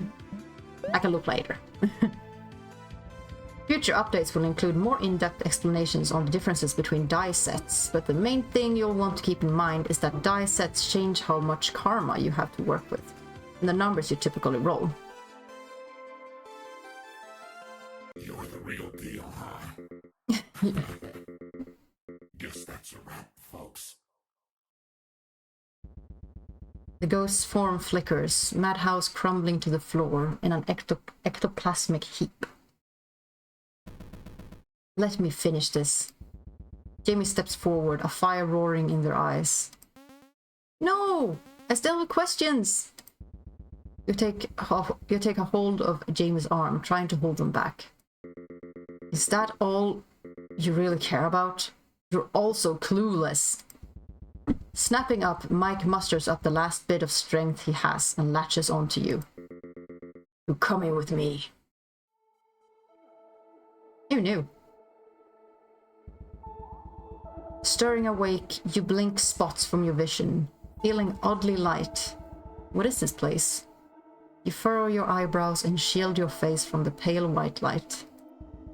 You glance down and see a harsh green outline below.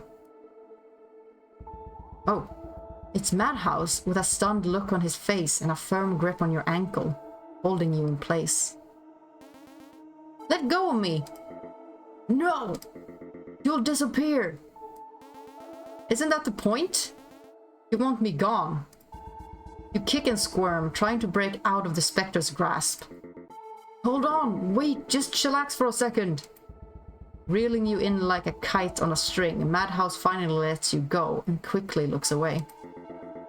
Look, it's no big deal. I just dragged your soul out of your body and set you adrift in the void. You mean I'm dead? Geez, it sounds a lot worse when you put it that way. Where are we? Drifting in a doorway between the spirit and material world. I usually wake up here if I pass out at my desk for too long. Now give me your soul. No, you give me your soul. Nah. Why'd you drag me in here? What do you want from me? I need you as a vessel to escape. Don't you feel bad for me? Come on, you've seen the movies. You know how this ends. I can tell ya whatever you want. What's this about a pesky curse? Punch him. Punch off his hat. You ball up your fist and awkwardly shift your weight as you glide through the air. Squeezing your eyes shut, you throw your fist forward and it connects, knocking Mike's hat off his head. Mike grasps for his baseball cap and keeps it firmly planted onto his head. Yuck! You're an asshole! Oh. Ow, my nose! Oh, didn't even touch me! Mike brings a hand to his face, feeling the empty space where our nose should be. You dragged me into this hell dimension, and newsflash, we're both ghosts! You throw your arms over your head, gesturing around the empty vacuum of space. Of course I feel bad for you, Mike. You didn't deserve to die, let alone become a monster, but now you're totally acting like one. Mike is stunned, unsure of what to say. So, if you're gonna eat my soul, you might as well do it already. Gladly. But I don't think you will.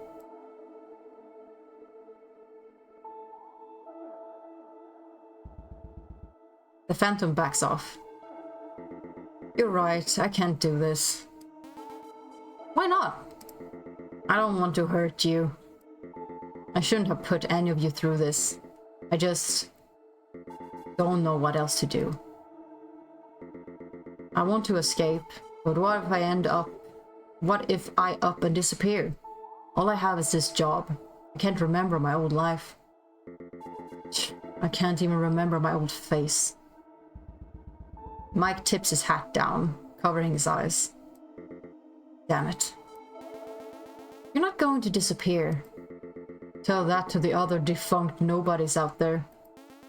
If you really want a fresh start, you could start a podcast. It's like a radio show you carry in your pocket.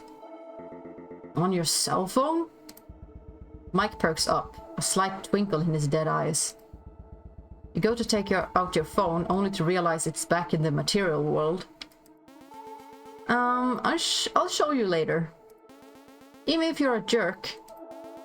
If it means anything, I think you're worth more than this crusty old station. Aww. Mike hesitates a moment before throwing his arms around you, giving you a big hug.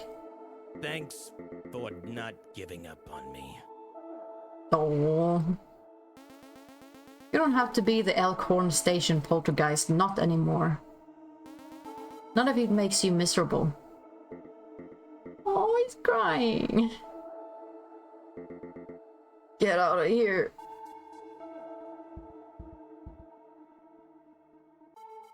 Poor guy. This is all your fault. How's it my fault? You knew bringing a human here was dangerous. Says the ghost gobbling demon. Ah, right. Tato, where the hell were you? Oops. Sorry, accidentally pressed.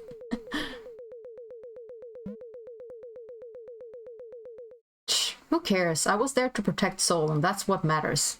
You did the bare minimum. Bite your tongue. I knew everything would work out.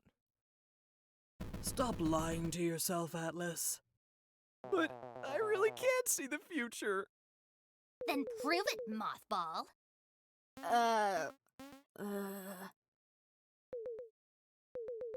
Wait, we're back. Shush! Look, Soul is waking up. I feel terrible. Thank goodness you're okay. Taro leaps into your arms, nuzzling against your neck and purse. That's my human.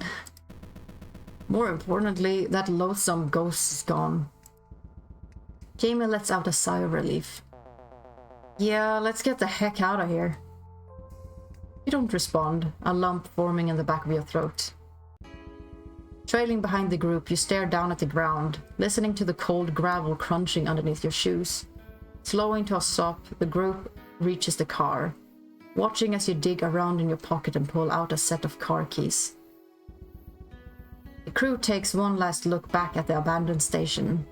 You watch as cracks and vines climb up its walls, the radio tower starting to rust over as the gleaming red beacon at the top flickers, and then blinks out. Is something wrong? You look distressed. Jamie places a clawed hand on your shoulder. Oh yeah, it's cool, haha, don't worry about me. You mind if we catch a ride with you? My hooves are killing me.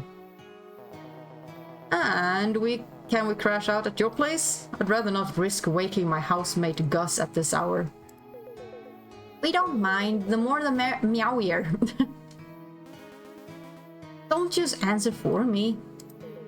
Well, I figured you could use the company. I do love sleepovers. Fine, not like I have a choice here. What's wrong? Is it the Gus thing? He's a sweet guy, once you get past the shedding. No, I don't know how to feel. I didn't get any answers about this stupid curse. I nearly died, and now my one source of information is gone. Good information, anyway. I'm a great source of information.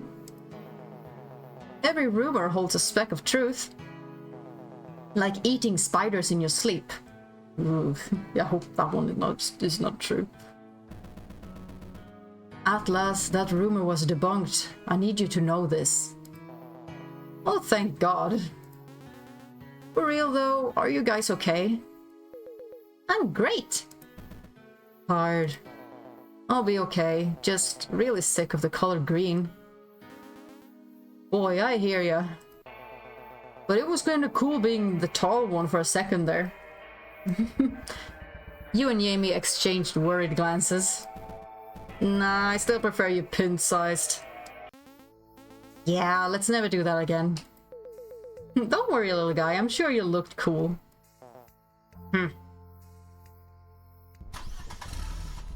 Piling into the car, you flick on the headlights and turn the key, pulling out of the parking lot away from the abandoned radio station.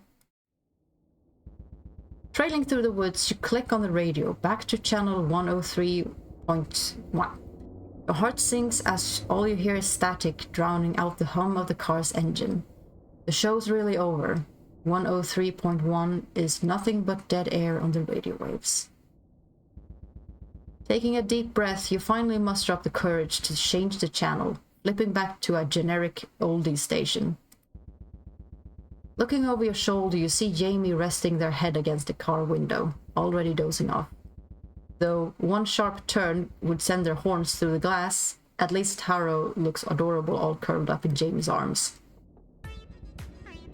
Your cell phone chimes in the cup holder of the car, and much to your dismay, it's a phone call. Ugh. Yeah, no, especially when it's an unknown caller, it's like, oh no, it's probably like someone's just trying to sell you stuff. The number is a garbled mess of words and numbers. Even the screen is glitching out. Maybe it's the ghost? Maybe it's the ghost? Phone call. In this case, usually I would probably not answer, but I'm gonna answer this one. Oh yeah, it's him. The phone in your grasp shudders, the screen glitching out as a mass of green ooze squeezes itself through the dock connector with a wet splat. The slime ball picks itself up and forms a small glowing orb. Oh my god, he's a little dude! So cute! Oh, he's still here. Hey! Hang up! I'm finally free! Sure, I lost a few limbs, but I'm free! You were seriously camping out in my phone? I thought you died. Bingo! No way I'm beefing it yet. I've got a ton of life left in me. How? Tying yourself to a person takes a lot of negative energy, so I figured, why not try a smartphone instead?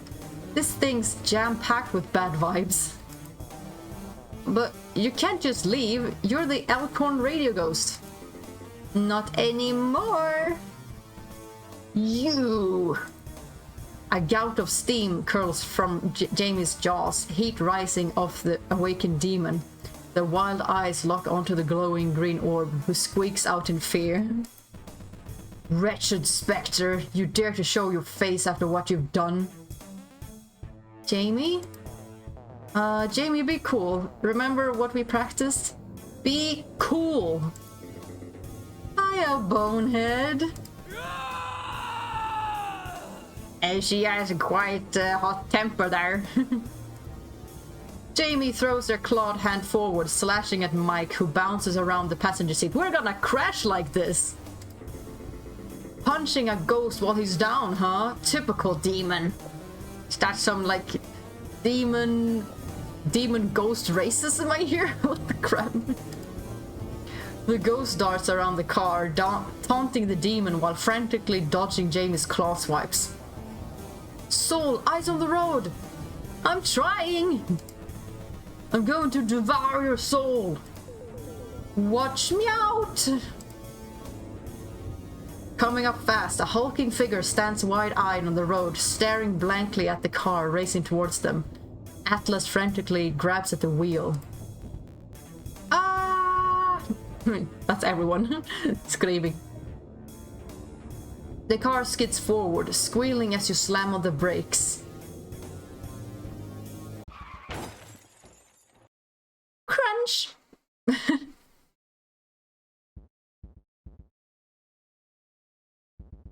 The shock of your harsh brake hits you.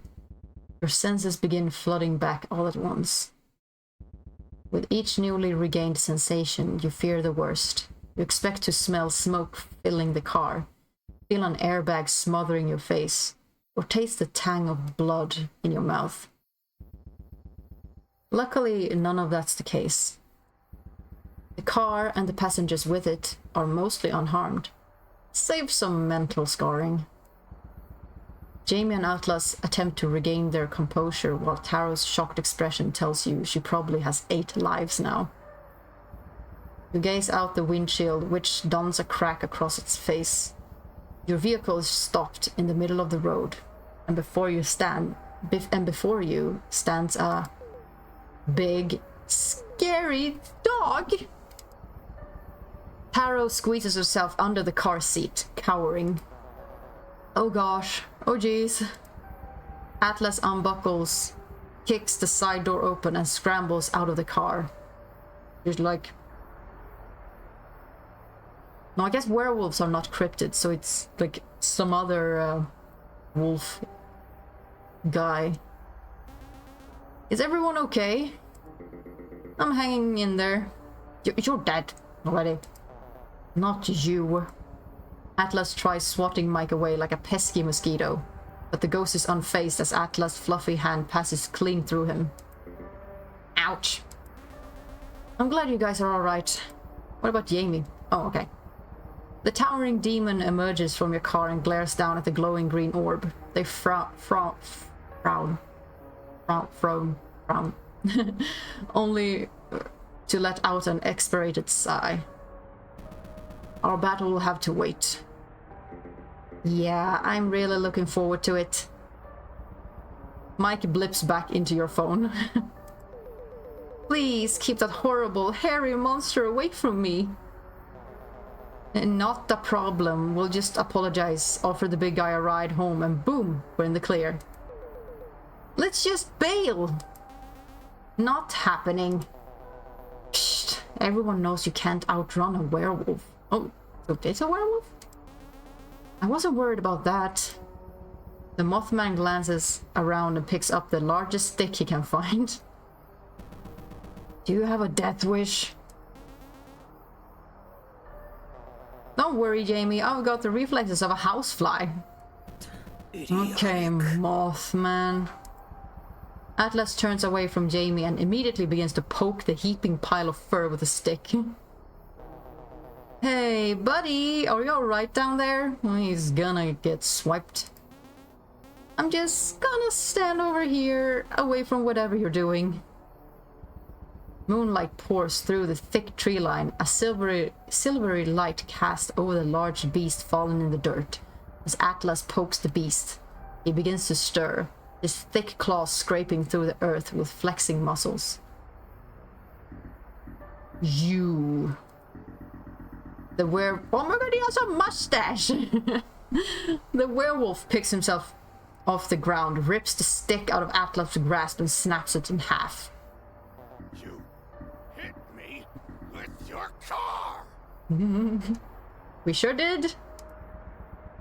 The werewolf roars, his voice a jumbled snarl mixed with the bellow of a man. You have such a fancy mustache, mister. Sorry for bloodying it by hitting it with the car. Oh no, no, no! Oh no, okay, he angry. Ay, ay, ay. Oh, but he doesn't have much health. Probably. Oh, never mind. Arching his back, the werewolf winces as his bones snap back into place, regaining 12 HP. Okay, but that's still not a bunch. So, yeah, let's do Skullcracker. Yes. Action is cut short by the wolfman's roars. It's not a full moon. Atlas stammers, his feathers standing on end. You were supposed to babysit. Wait, what? The wolfman roars, his wild eyes glaring down at the little mothman. Remember? Wait, August? I get home. Shum's fast asleep and you're nowhere to be found. Oh no. August paces back and forth, eyeing the mothman like a beast ready to strike. I follow my nose, I find you're out here partying with your friends. You know him? Yes, this is August, my favorite housemate and best friend. Who would never maul me over a scheduling slip-up. Right? Housemate? You're a pest. Hey. Jamie bristles with anger, the flame atop her head shooting off sparks. I know you didn't mean that. He angry. Hey, let's all just pump the brakes. Unlike when you hit me with your car. Oh, Soul takes 1 emotional damage. Don't take this out on Soul. You're the one standing in the middle of the road. Rawr. See?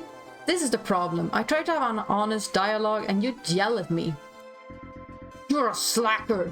You never do what you're told, and the one time I ask you to sit your ass down for the evening, you leave! Yeah, once Hazel got home from work, August looks like he's about to explode. I baked the macaroni casserole like you asked. Did you turn off the oven?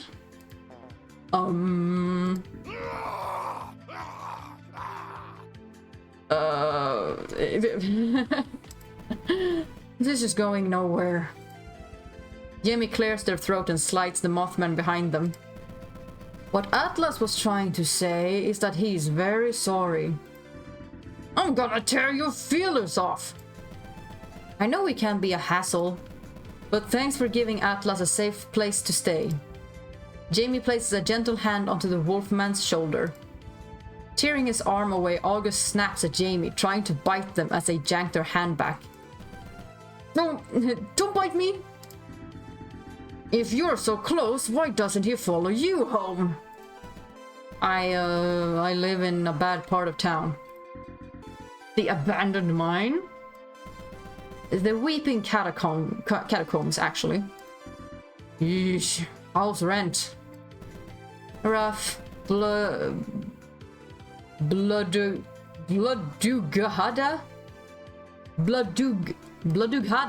only accepts mailed checks. What is happening? I wasn't out partying, Gus. We were searching for clues relating to Soul's curse. Who? The werewolf grunts, his amber eyes drifting down before resting on you. He's staring at you now. You don't look cursed. It's like a feeling of unease. Something terrible is gonna happen to me and I can't stop it. I don't even know what it is. Welcome to the club. You look down at the ground, shuffling your shoes across the dirt. Nah, my curse isn't nearly as cool as yours. Cool? Bending to the whims of a celestial body isn't something I'd call cool. It's tragic and dangerous. I guess. No way! Werewolves are cool! Oh yeah? Scaring backpackers? Howling at the moon? You stopped a moving car with your face! August sighs and shakes his head. You could have just apologized. Nah, we're giving him compliments instead. Can I give you a ride to the hospital? If you could find a veterinarian at this hour. The wolfman's guffaw is cut short by a sharp yelp and he winces. August, don't die! I'm sorry you were counting on me. I should have been responsible. I'm not gonna die. It's my stupid curse wearing off. Oh. What moon phase are we in? The first quarter. That explains it.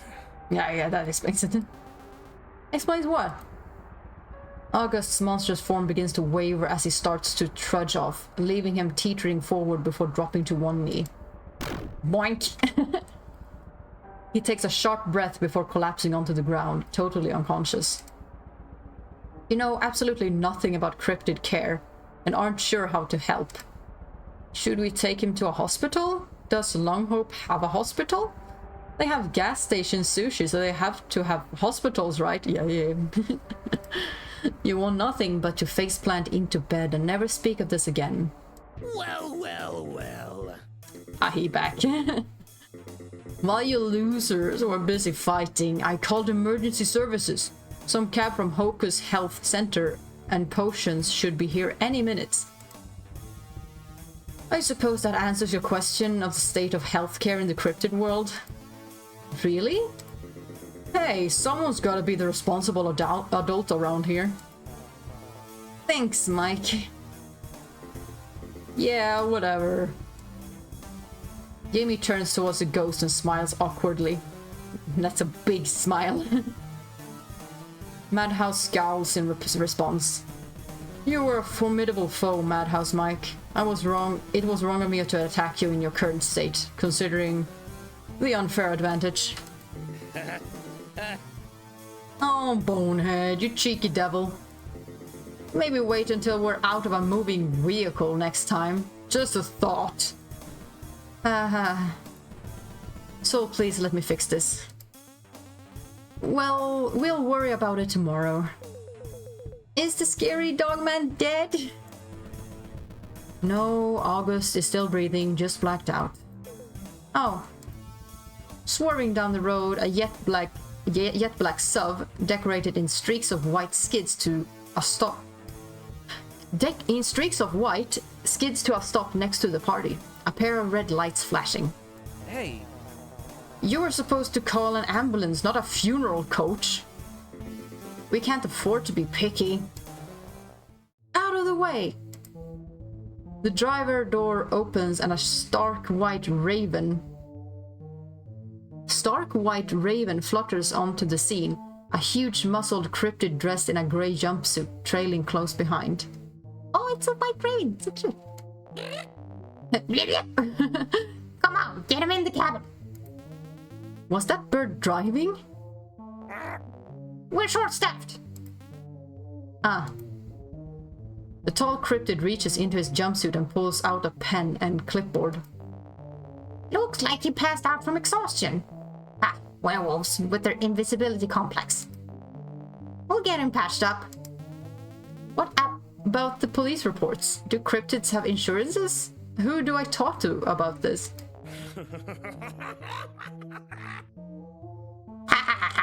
Humans. Furrowing his eyebrows, the larger cryptid brings a hand up and flicks the raven. Wow! He'll be fine, I swear. After the coma, maybe. Exhaling a gout of steam, the muscled cryptid's hair bristles as he glares at the bird. Did you just kidding? Don't worry about any of that stuff. That's fluff. Werewolves are incredibly resilient. With a low growl, the larger cryptid holds the clipboard out to you, expecting you to sign the paper. It's some sort of waiver, a werewolf-specific one at that. What's this? A werewolf attack report. Oz here keeps track of sightings. Yeah, I don't know. Soul's not signing anything. Atlas huffs, handing the waiver back to the muscled cryptid, who glowers down at the Mothman. You weren't bit, were you? No one got bit. Uh-huh, I'm listening. Blah, blah, blah. Okay, you guys can go now.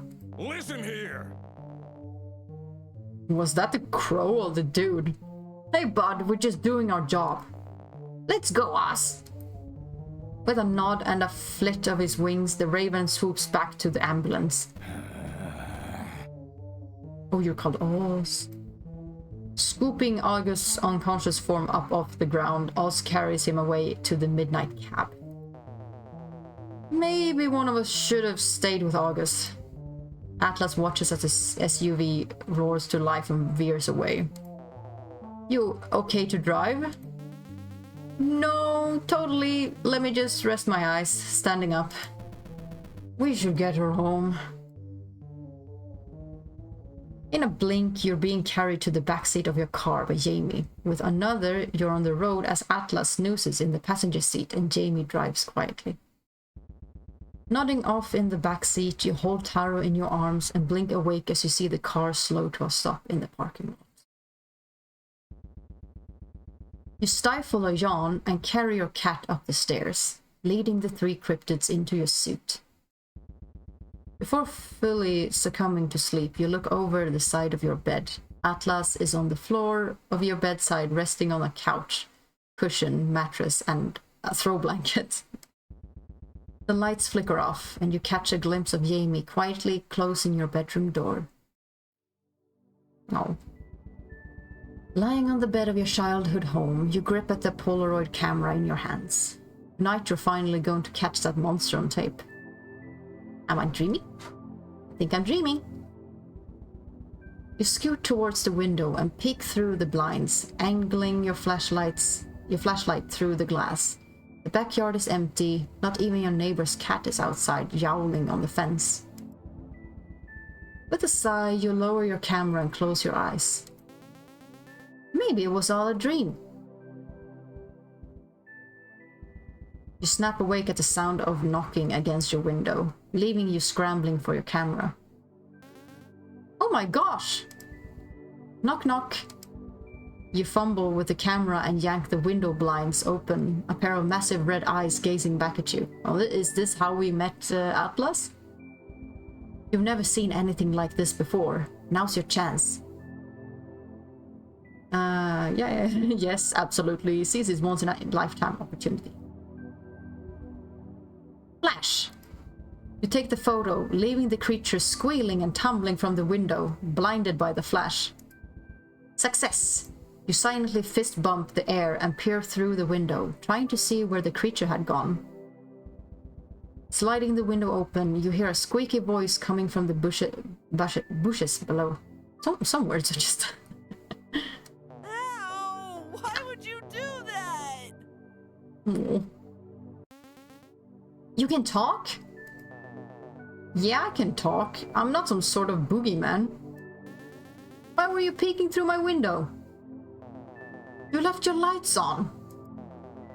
Are you scared of the dark or something? No way. The strange creature splays his wings and flutters back up to your window, resting against the windowsill. You should be more careful. Resting in the lamp light is a short, scruffy creature with inky feathers and a pair of antennae. He's wearing a loose t-shirt and goggles. One of his knees is all bandaged up. What are you? I'm Atlas. That's a silly name. Oh yeah? What's your name? Soul. Well, Soul, you're a weirdo. You're a talking bug. Unless you hadn't noticed, I'm a moth, not a bug. A moth is a bug, though. Is that why you keep knocking on my window? Yeah. Sorry about that, moth vision. Maybe keep the lights off next time. You never know what it might attract. Like what? Cryptids like me. Click. Atlas perks up, his feelers flicking to one side as his gaze shifts. Glancing over your shoulder, he blinks. Look, I gotta go. Hearing footsteps creaking towards your room, you look toward the door. Atlas? You glance back at the window to find the Mothman is gone. A low growl rumbles from the hallway. The door to your room creaking open as the sound of footsteps is replaced with a dragging, scraping noise. Huh? Slinking into the room is the outline of your mother's shadow, but instead of flicking on the lights and scolding you for staying up past bedtime, she lets out a wheeze and a twisted jumble of words leave her mouth. Lights out. Mom? You clutch the camera in your shaking hands and angle it up towards the shambling creature. Ooh. The shadowy creature takes on a different, more nightmarish shape, a dozen blue eyes peeling open from its flesh. The shadowy creature growls and squeaks, trying to make out words you can't possibly understand. Also, think I need some more water. This game is a lot of narration. Don't you forget to drink as well. You can almost never have too much water. Almost never.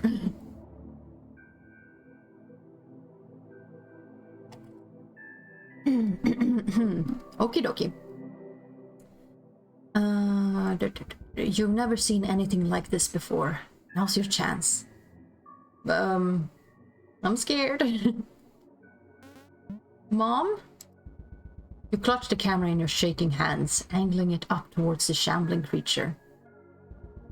You can't take the photo. Your mind is splintering. Can't think or move. With one last breath, you slump to one side and your vision snaps to black.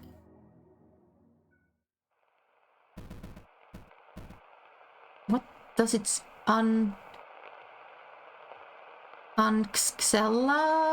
I don't know what that says. I'm sorry. You're awoken by the sharp yowl of Taro, who's staring you down with a scowl. Hello, spooky cat. Oh, for goodness sake. Did I oversleep again? Perhaps. Taro, you were thrashing around in your sleep and nearly kicked me off the bed. I had an awful dream. An Atlas was in it.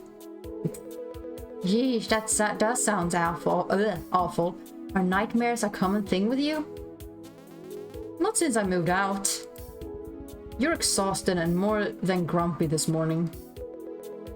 Well, I'm glad you're awake. Taro brings a paw to her chin and thinks for a moment. You can describe your dream while you fix me breakfast. You sure? It's a doozy. Rolling out of bed, you nearly step on Atlas, who's still asleep on the floor.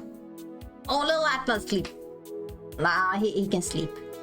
He did a lot yesterday, and he got like smacked around a bunch and possessed. Taro slowly floats towards the sleeping Atlas and bares her fangs, a twinkle in her eye. Let's pluck him. Let's not. You tiptoe around the Mothman and go about your usual morning routine, showering, getting dressed, all without waking up Atlas, somehow. So, about that dream you had. You describe the nightmare to the little phantom cat as you pour yourself a bowl of cereal. Wow, that is bad. Nightmares are supposed to be about giant vacuums or eating dry cat food. I think the music is a bit loud, isn't it? Like you can't hear the... No, not the sound, the music. The music is nice, but I want to hear what they say more. Like, maybe something like that. Also, remove that. Also, we can save, because we haven't done that yet. It would be terrible if the game crashed. Nightmares are supposed to be about giant vacuums or eating dry cat food.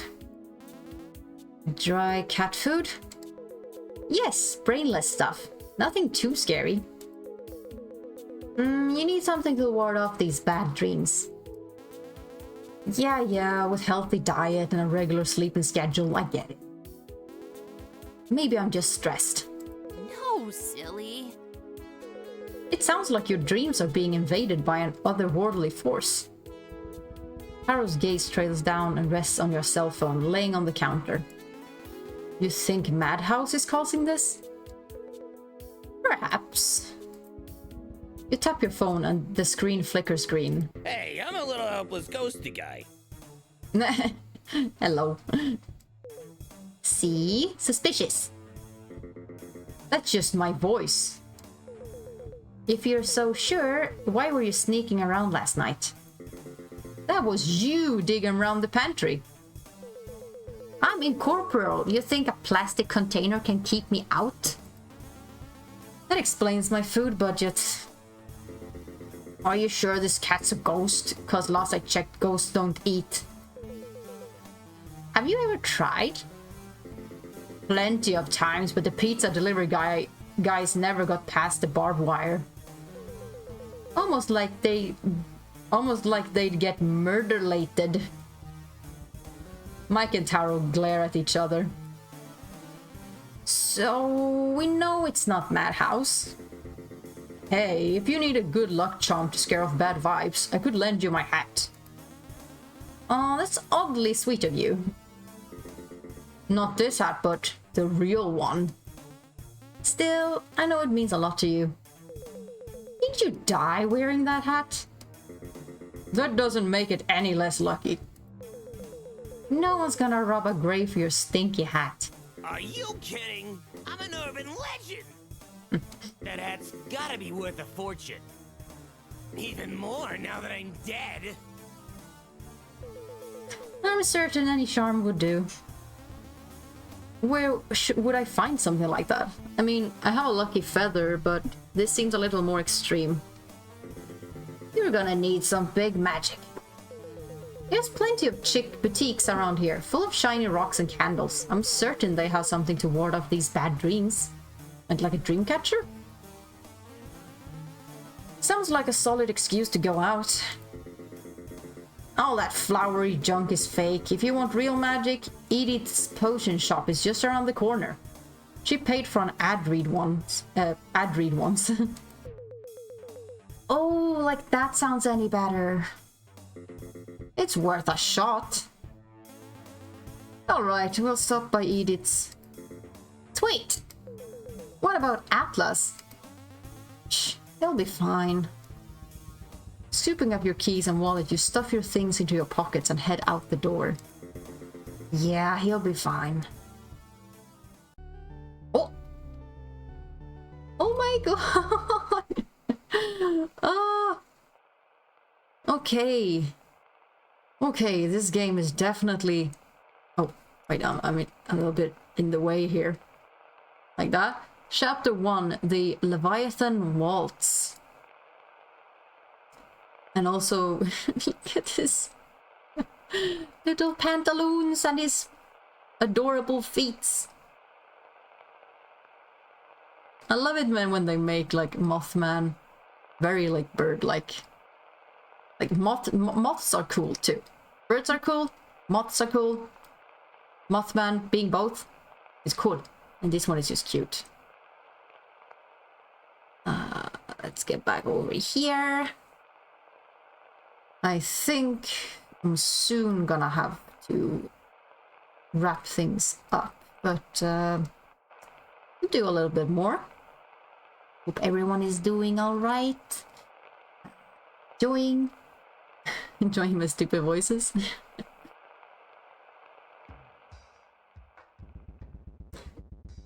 As you stroll down the sidewalk, you take in the sights of Longhope's Main Street. Ornate lampposts and old maples dot the boulevard, leading you past buildings and shops. It's all surprisingly quaint, with a few cryptids chatting amongst themselves outside a cafe. One of them, a tall, fuzzy person, waves at you, but you quite quickly look away. Taro, you never told me Bigfoot was real. Trust me, the mystique wears off after a few days. This is life-changing. How is this the thing that leaves you starstruck? You talk to ghosts. You're pals with Mothman. A Mothman. You continue on your way, glancing at the map on your phone. Only 2 blocks to go until you hit the medical center. There's a buzz in your phone, in your pocket, a text message popping onto your cell screen. It's a text message from Jamie. Hello Soul, I hope things are faring well. Thank you for the lovely yet chaotic evening. I hardly slept a wink. I do find Taro rather prickly, but a friend of yours is a friend of mine. Maybe we could hang out sometime. I know someone who may be able to patch up your car. I certainly owe it to you. Also, isn't this the ambulance guy? With groceries? You start to text back, and bonk into a tall, grizzled cryptid carrying several stuffed bags of groceries on each arm, like some sort of power move. Sorry! Hey, you're that one guy. Oz, right? I'm getting major cannibal vibes from that mask. Fighting problems? You can't just say stuff like that. He angry. Oz leans over and tries to pet the ghost cat, but his hands are full. Oh, oh my god.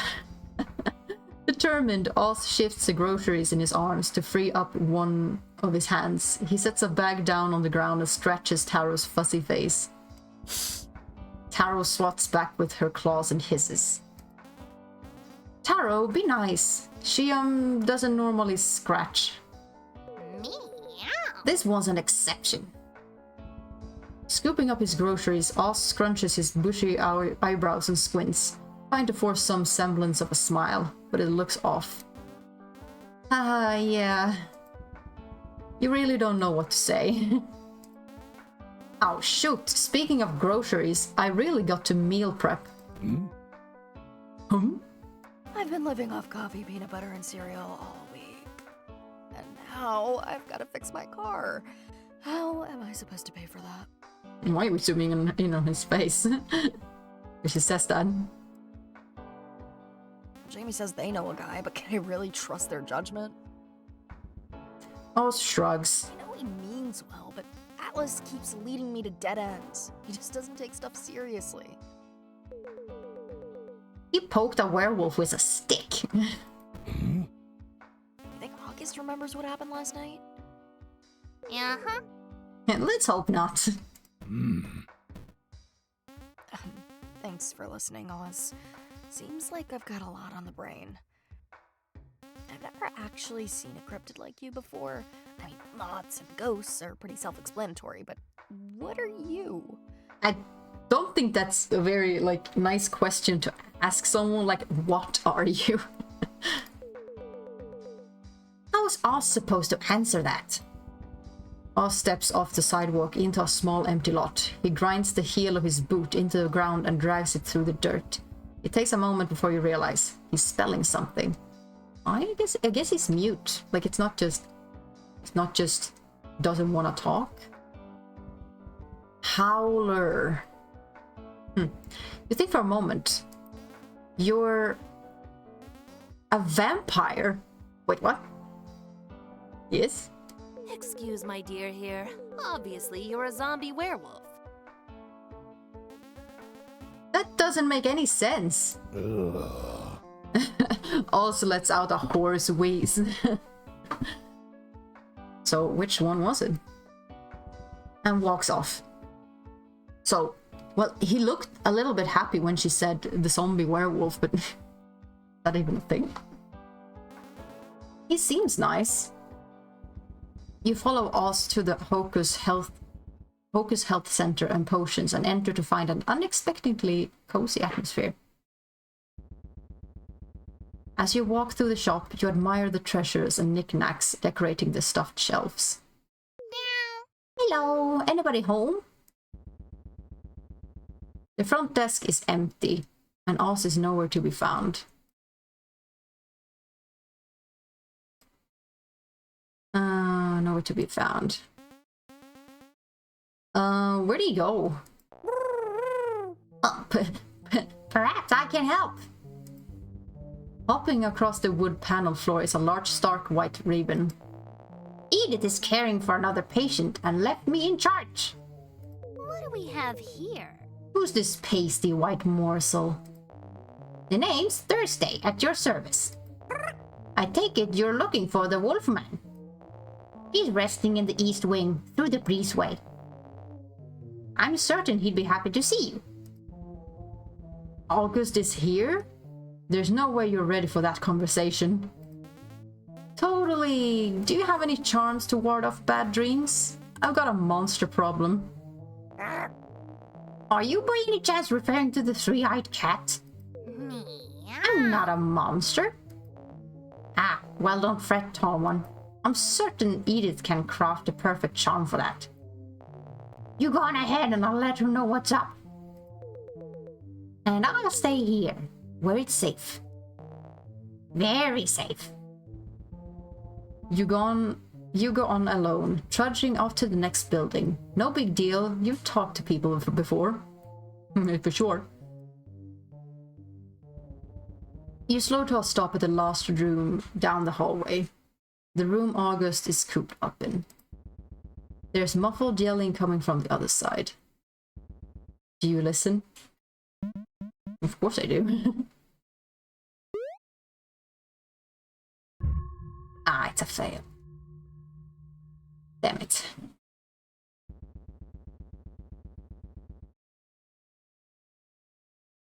You walk up the door, but can't muster the courage to listen in.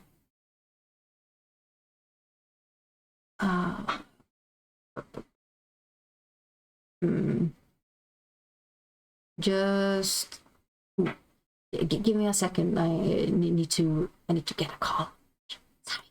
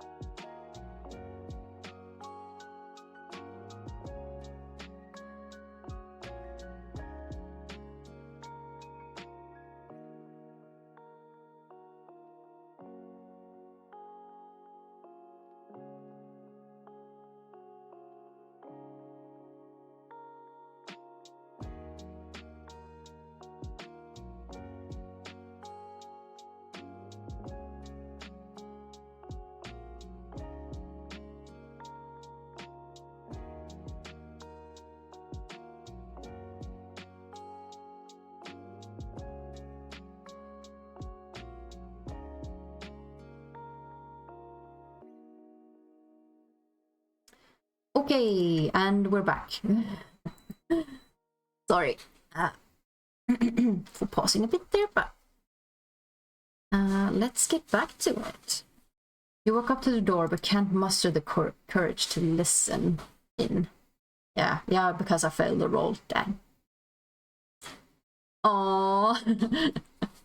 Hello. Hello, Shiro. Yeah, you're a bit late this time, but it's alright. We're, I think my title says I was supposed to play 2 games, but this one is much longer than I thought it would be. So, this is probably gonna be like at least a 2-parter, maybe 3. So, I'm thinking about maybe... I don't know when I will have the time, but I still want to play that like horror, like murdery dinosaur game. So I might do like a quick stream of that. And oh, I'm sorry you didn't see the notification. And also, hi, little Pearl. It's going good. We haven't gotten to oops. Ring a ding ding, ring a ding ding, ring a ding ding, ring a ding ding, ring a ding ding, ring a ding ding. Why? Ring a ding ding, Shush. ring a ding ding. Shush! Shush! I'm trying to speak here. No, it's going well. We haven't gotten to kiss any cryptids yet, but we met a lot of people or cryptids. Right now we're at a hospital because we totally crashed into him. We totally crashed into a werewolf with our car. So he had to go to the hospital. Yeah, I'm trying to romance the cryptids, but I haven't gotten any romancy options yet. So yeah. You decide not to pry. After waiting a moment, your phone buzzes. Of course! Gotta work on that granny riz. Yes, lots of drama. We also almost killed a ghost. However that makes sense. And we're best friends with Mothman.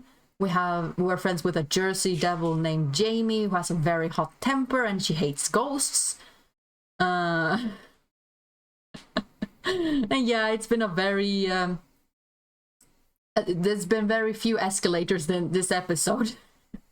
More focus on monsters and celebrating the 1st of Pride. So that's why I'm looking the way I do. Because yeah, you know, I love the technical stuff.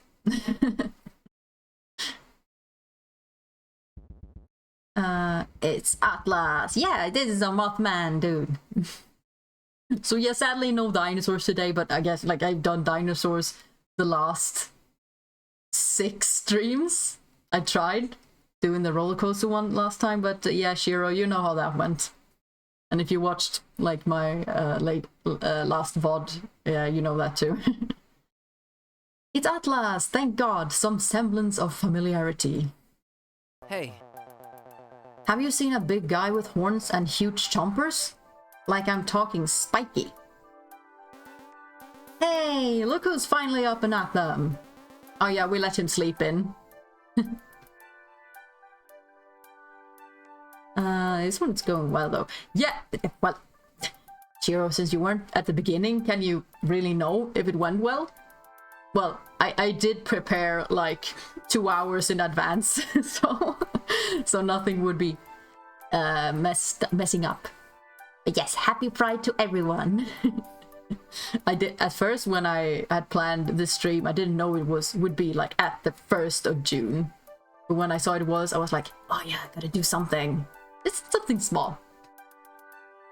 But no, I haven't seen anyone like that walking around. I'm not molding, What? Is that another word hip with the kids that I don't understand? But no, I haven't seen anyone like that walking around. Have you happened to check the sewers? Any crypts, perhaps? Since I am neither vampire nor sewer gator, no. Ooh, gonna be I want something more scaly. I like the obviously I like the lizard people and the dinosaur-y guys. It's years-old internet term. Well, I'm sorry for not being hip with the kids. Or not... Well, in this case, you said it's old, so I guess... Mad and Oh my god! Okay. Okay, now I'm sad that you also know what it means, but I didn't. Okay, but that makes sense. Thank you. Thanks for explaining. Yeah, no shit. Yeah, I was definitely molding last time. Don't want to think about it. Don't remind me. Would you like to? Check the sewers, I mean? Gross! Okay, okay. Just keep your brain peeled. I'm starting to freak out. Big spiky guy. I got it. We like a spiky guy. Great. Thanks. I appreciate ya. Stay safe. Take care. Wait, is everything okay? Yeah, it's all good. Like me in my last stream. Thank you. The call ends abruptly. He does this every single time. You hear the sound of footsteps coming towards the door. Also, how are you guys doing? I think it's fun, like you both got here at the same time. But how's your Sunday been? How's your sleep schedule, Shiro? You hear the sound of footsteps coming towards the door. Storming out of the room is a young woman with wild red hair and a black beanie. You walk up to August's room and knock on the door. You hear a loud crash and the sound of claws slipping on tile. Oh, here's August! He's the werewolf we crashed into. Great. Sleep schedule? Great. Not lying.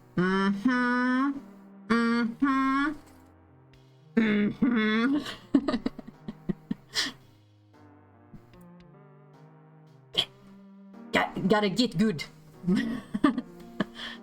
Gotta get good at sleeping. Also, yeah, how did the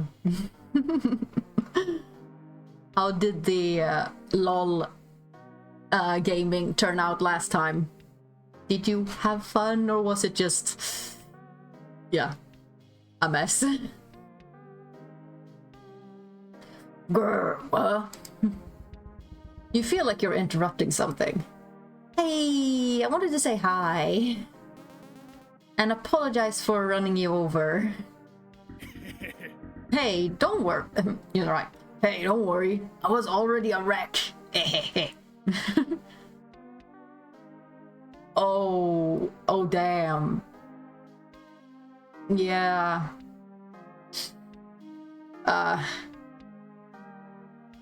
Wolf Among Us.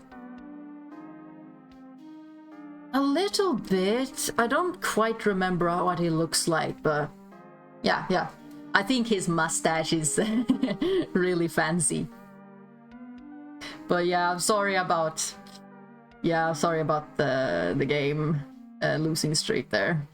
But I mean, can't get worse. Gotta go better next time, right? You frown. Just tell me you didn't hear all that. Nope. I'm guessing that was your sibling. Little sister, yeah. She's got a lot on her plate with school and family stuff. I can imagine. Have you seen Atlas? Was he with you? Yeah, he stayed over at my place. Man, Man. I guess this was the last straw.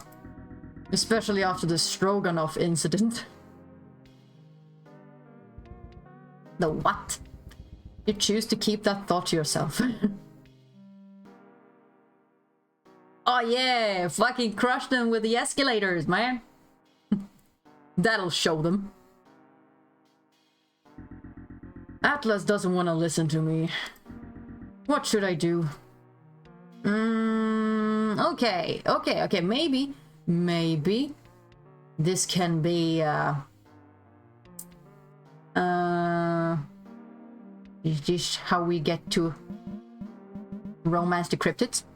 Have a heart-to-heart chat. Oh yeah, I think you can. I don't know how many different cryptids you can romance, but I'm guessing like a few. So far I think like this dude or like a buff woman, I think, like the Jersey Devil is like my faves. She's a bit hot-tempered though. Like he's just romanceable because of his mustache too. Like, I mean, come on, needs a little ginger. Do something fun together, like a heart-to-heart chat feels a bit too much too soon. Why don't you spend some time together? No. Oh, okay, with Atlas. God damn it. yeah, me too. If I could have like a mustache at all, well, technically, like I can make one if I wanna. I know Atlas loves mini golf. You could get shaved ice afterwards. It's a little late in the season for that, but we'll figure something out. Yes, yeah, a heart-to-heart wouldn't fit, maybe. I don't know. Thanks. So, do you need something? A kiss? No, not yet. August backs away, eyeing the nearby window. Are you gonna bail? I was in the area, so I thought I'd check in. I appreciate it. I should be heading home before lunch. He took that hit with like a champ. That fast? I gotta get out of here before the doctor comes back. Oz? Is he scared of the doctors? No, the mean one. This morning she chased me with needles. Ah, yeah, of course.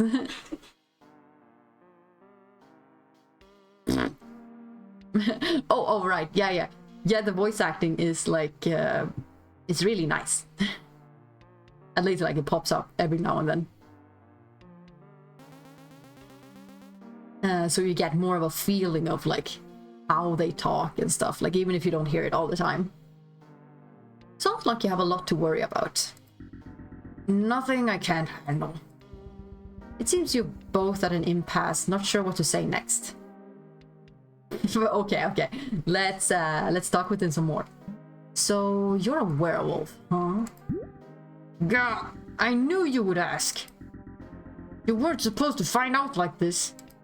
I could have been all aloof and mysterious. Goodness, what happened last night? Huh? What, a werewolf? That's just a myth. But no, I ruined it day one. Is lycanthropy some kind of game to this guy? Well, you are living in a town of monsters, so it's no mystery you'd be one too. But so am I. So is my character. But I'm not a monster, I think. I'm just a little granny. Besides... Ooh, are we gonna call him cute? Yeah, I'm gonna call him cute. You look so cute. With all that orange fluff, you're adorable. I wish I could compliment his mustache. No way. You get out of here. Oh, he's a big softie. I'm being serious. A ground rule, call everyone cute. Absolutely. Got it, boss. August. Whoa, whoa, whoa! Oh, even just fucking. Was it because he saw the doctor with the needles, or did he get too flustered and just jumped out the window? That's what I would do. Like, I don't do well with too many compliments or like surprise parties. I'm like, no, getting out of here. I mean, I've had some bad reactions to like kind surprises because like, yeah, my social anxiety goes like, I don't know what to do. I have to leave. Huh? You walk out into the hall. You're back in one piece. So how'd it go? It went alright. I still feel kind of bad, but August didn't seem to care. About getting crushed by 2 tons of force? Yeah, it was kind of awkward. Did Thursday send you? Yeah, I got bored. Also won the staring contest. Taro's fur bristles. Though I sense something amiss. Wait here. Looks like you fetched everything we need. Oh, that is a horny voice. I don't know. That was the first adverb, like, cause like it sounds really horny. Yeah, exactly. Hey yo. Looks like you fetched everything we need. Edith. Yeah, I've heard of this character. Never seen them though. Indeed. No, that's not the crow's voice. The crow's voice is like, Indeed. Did anyone see you? yes, mommy. You better have kept your mouth shut. Shoot. Sorry, I didn't mean to. Did you contact the others? Yes. And now, we wait. Saturday night. What are you talking about? What's this? Oh! Now the crow like turned back into like the voice. Okay, I guess that's Edith. She looks like a regular human. Hey, It's nothing. nothing, huh? Now what's going on this weekend? It's a party. Ozzy. Get her. Oh damn. No, don't get me! I have no idea, like, what or who Edith is. Just heard them talk about her a bit. Actually, so we'll see. We'll both see. It's a surprise. Just kidding. Ozzy wouldn't hurt anybody, right, big guy? That voice is something, isn't it? Huh? Also, like, Oz, he's like a big mute guy, but he's like super sweet. He did pet Taro before too. Also the crow. I hope it has like a human form too, because feels like it would be like a nice design.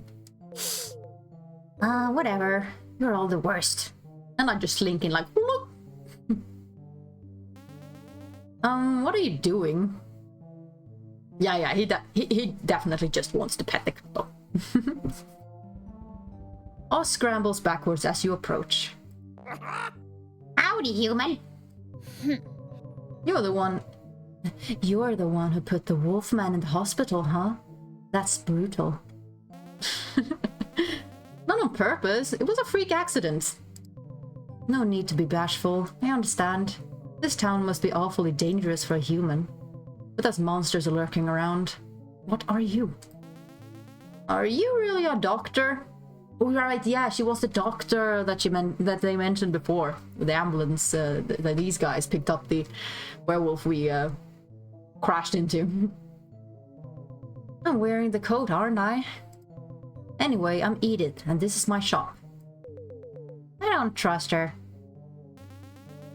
But Madhouse trusts her, I think. So, a little birdie told me you were having nightmares. That's me! Here, this should help. Edith tosses you a twinkly charm bracelet made of beads. It's tacky as hell, but you can tell it was made with care. I think there's some nice colors. Isn't it cute? I love making these things. I like it. Thanks. Ugly. Look, kitty cat, I know it's kitschy, but that thing's a travel-size protection spell. What does that do? Well, it's a charm that protects you. Oh my god, loving her smile. It protects you, you fucking idiot. How much do I owe you? Oh, let's just say you owe me a favor. Money doesn't do much for me. Oh, alright, if you're sure. Yeah, exactly, that smiley face, like, wish I had a toggle for that, just a huge smile. Speak for yourself, Edith. I love money. Because you're like a corvid. Of course you do. Also nods in agreement. Ignore them. Thursday thinks anything shiny is gold. Oz, well, who knows? So, you three work together? Oh, I'm gonna make a super creepy smile, definitely. We're associates. Youch, that's it. You just have to ask. Okay. What's between you two, really? What's with the name Thursday? Why are you helping me? Well, I want to know more about the crow. I'm gonna ask about Thursday. He hatched on a Thursday. Oh, okay.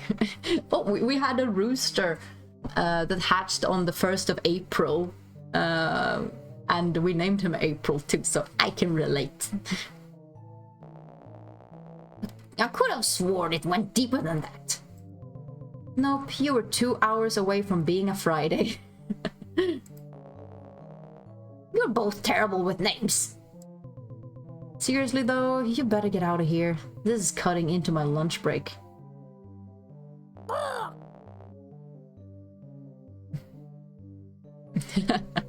Well, I was born on a Tuesday, so yeah, should have been named Tuesday. What about the rest of you? Which day were you born? So we can be Tuesday, we can be Sunday, and what else? What else can we be? Hey boss, your wolfman escaped. Oh, she was the doctor he was afraid of. Yeah, don't word it like that. Taro, what happened back there? You seem startled. Edith sicked her lapdog on me. Seriously? Don't worry. Nope. Sometimes it just clips, like it fast forwards itself. You're adorable. Oh wait, we can go back a bit. Seriously? Don't worry, he didn't stand a chance against me. I'm a menace. Oh yeah, you're adorable. So where's Mike? I was hoping he'd make the first move. You tap the screen of your phone and it flickers green. I chickened out. Chicken out? And yeah, it's sometimes like I accidentally like press this one and it's like automatically fast forwards everything. So it's really good that you can actually go back if you need to. Also, yeah, fancy dinosaur. Yeah. Also, there's a little ghost that we killed, but it didn't really die. He's a little jackass. I can't face Edith. I look like a boiled legume. What is a... Wait. I'm gonna... Sadly, I'm gonna have to end the stream soon, but I'm still gonna find out what the legume is. And I'm not gonna take as long to get the picture up and working. Legume.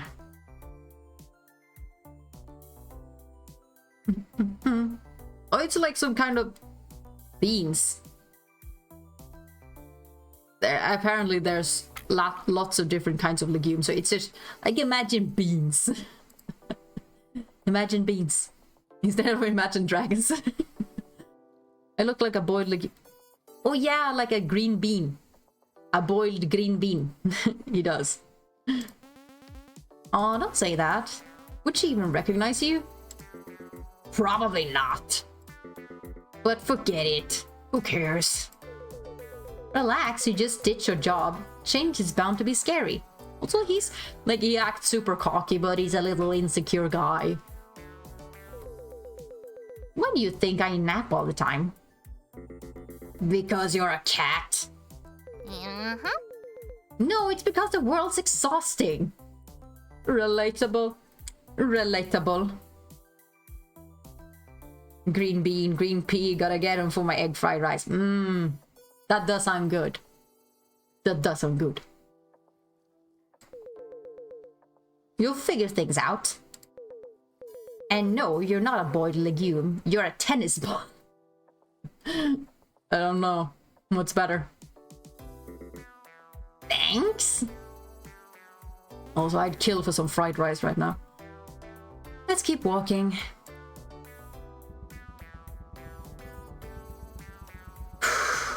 I don't know. I think I'm gonna have to wrap it up. Oh, I'm definitely gonna have fried rice this upcoming week. My wife's really good at making it, so I'm just gonna have to do like the puppy eyes and be like, please, please, I want some more of that fried rice. So good. Yeah. But I've been going on for 3 hours now. Oh yeah, definitely. With some like eggs too. Oh, stop making me more hungry. Oh no, not there. Here is where I save. I sure want to overwrite your save. Yes. Okay.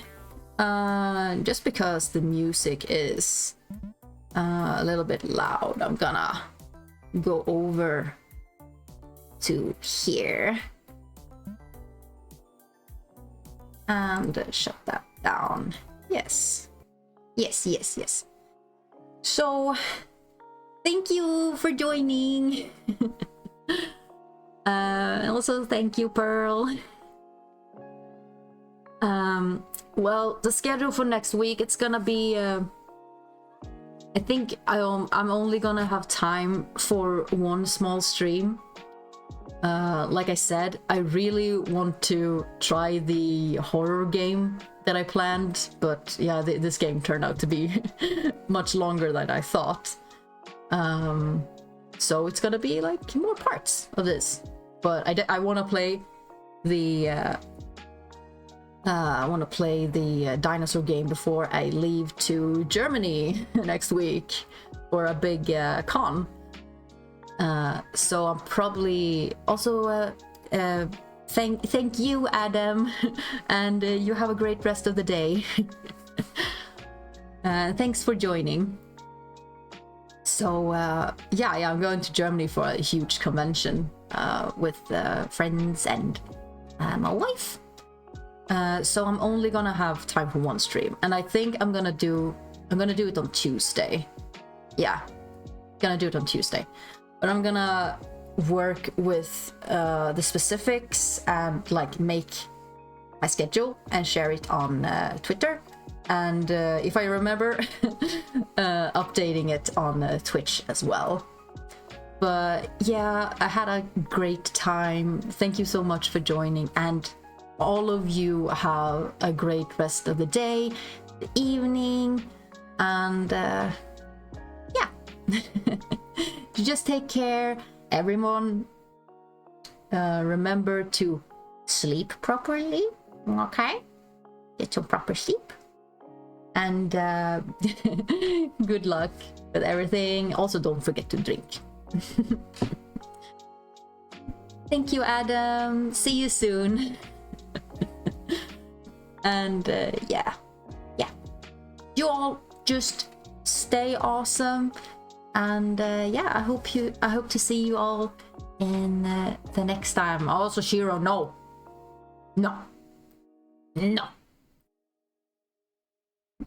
Bad Shiro. Sleep. Or you won't ever see the escalator on my head again.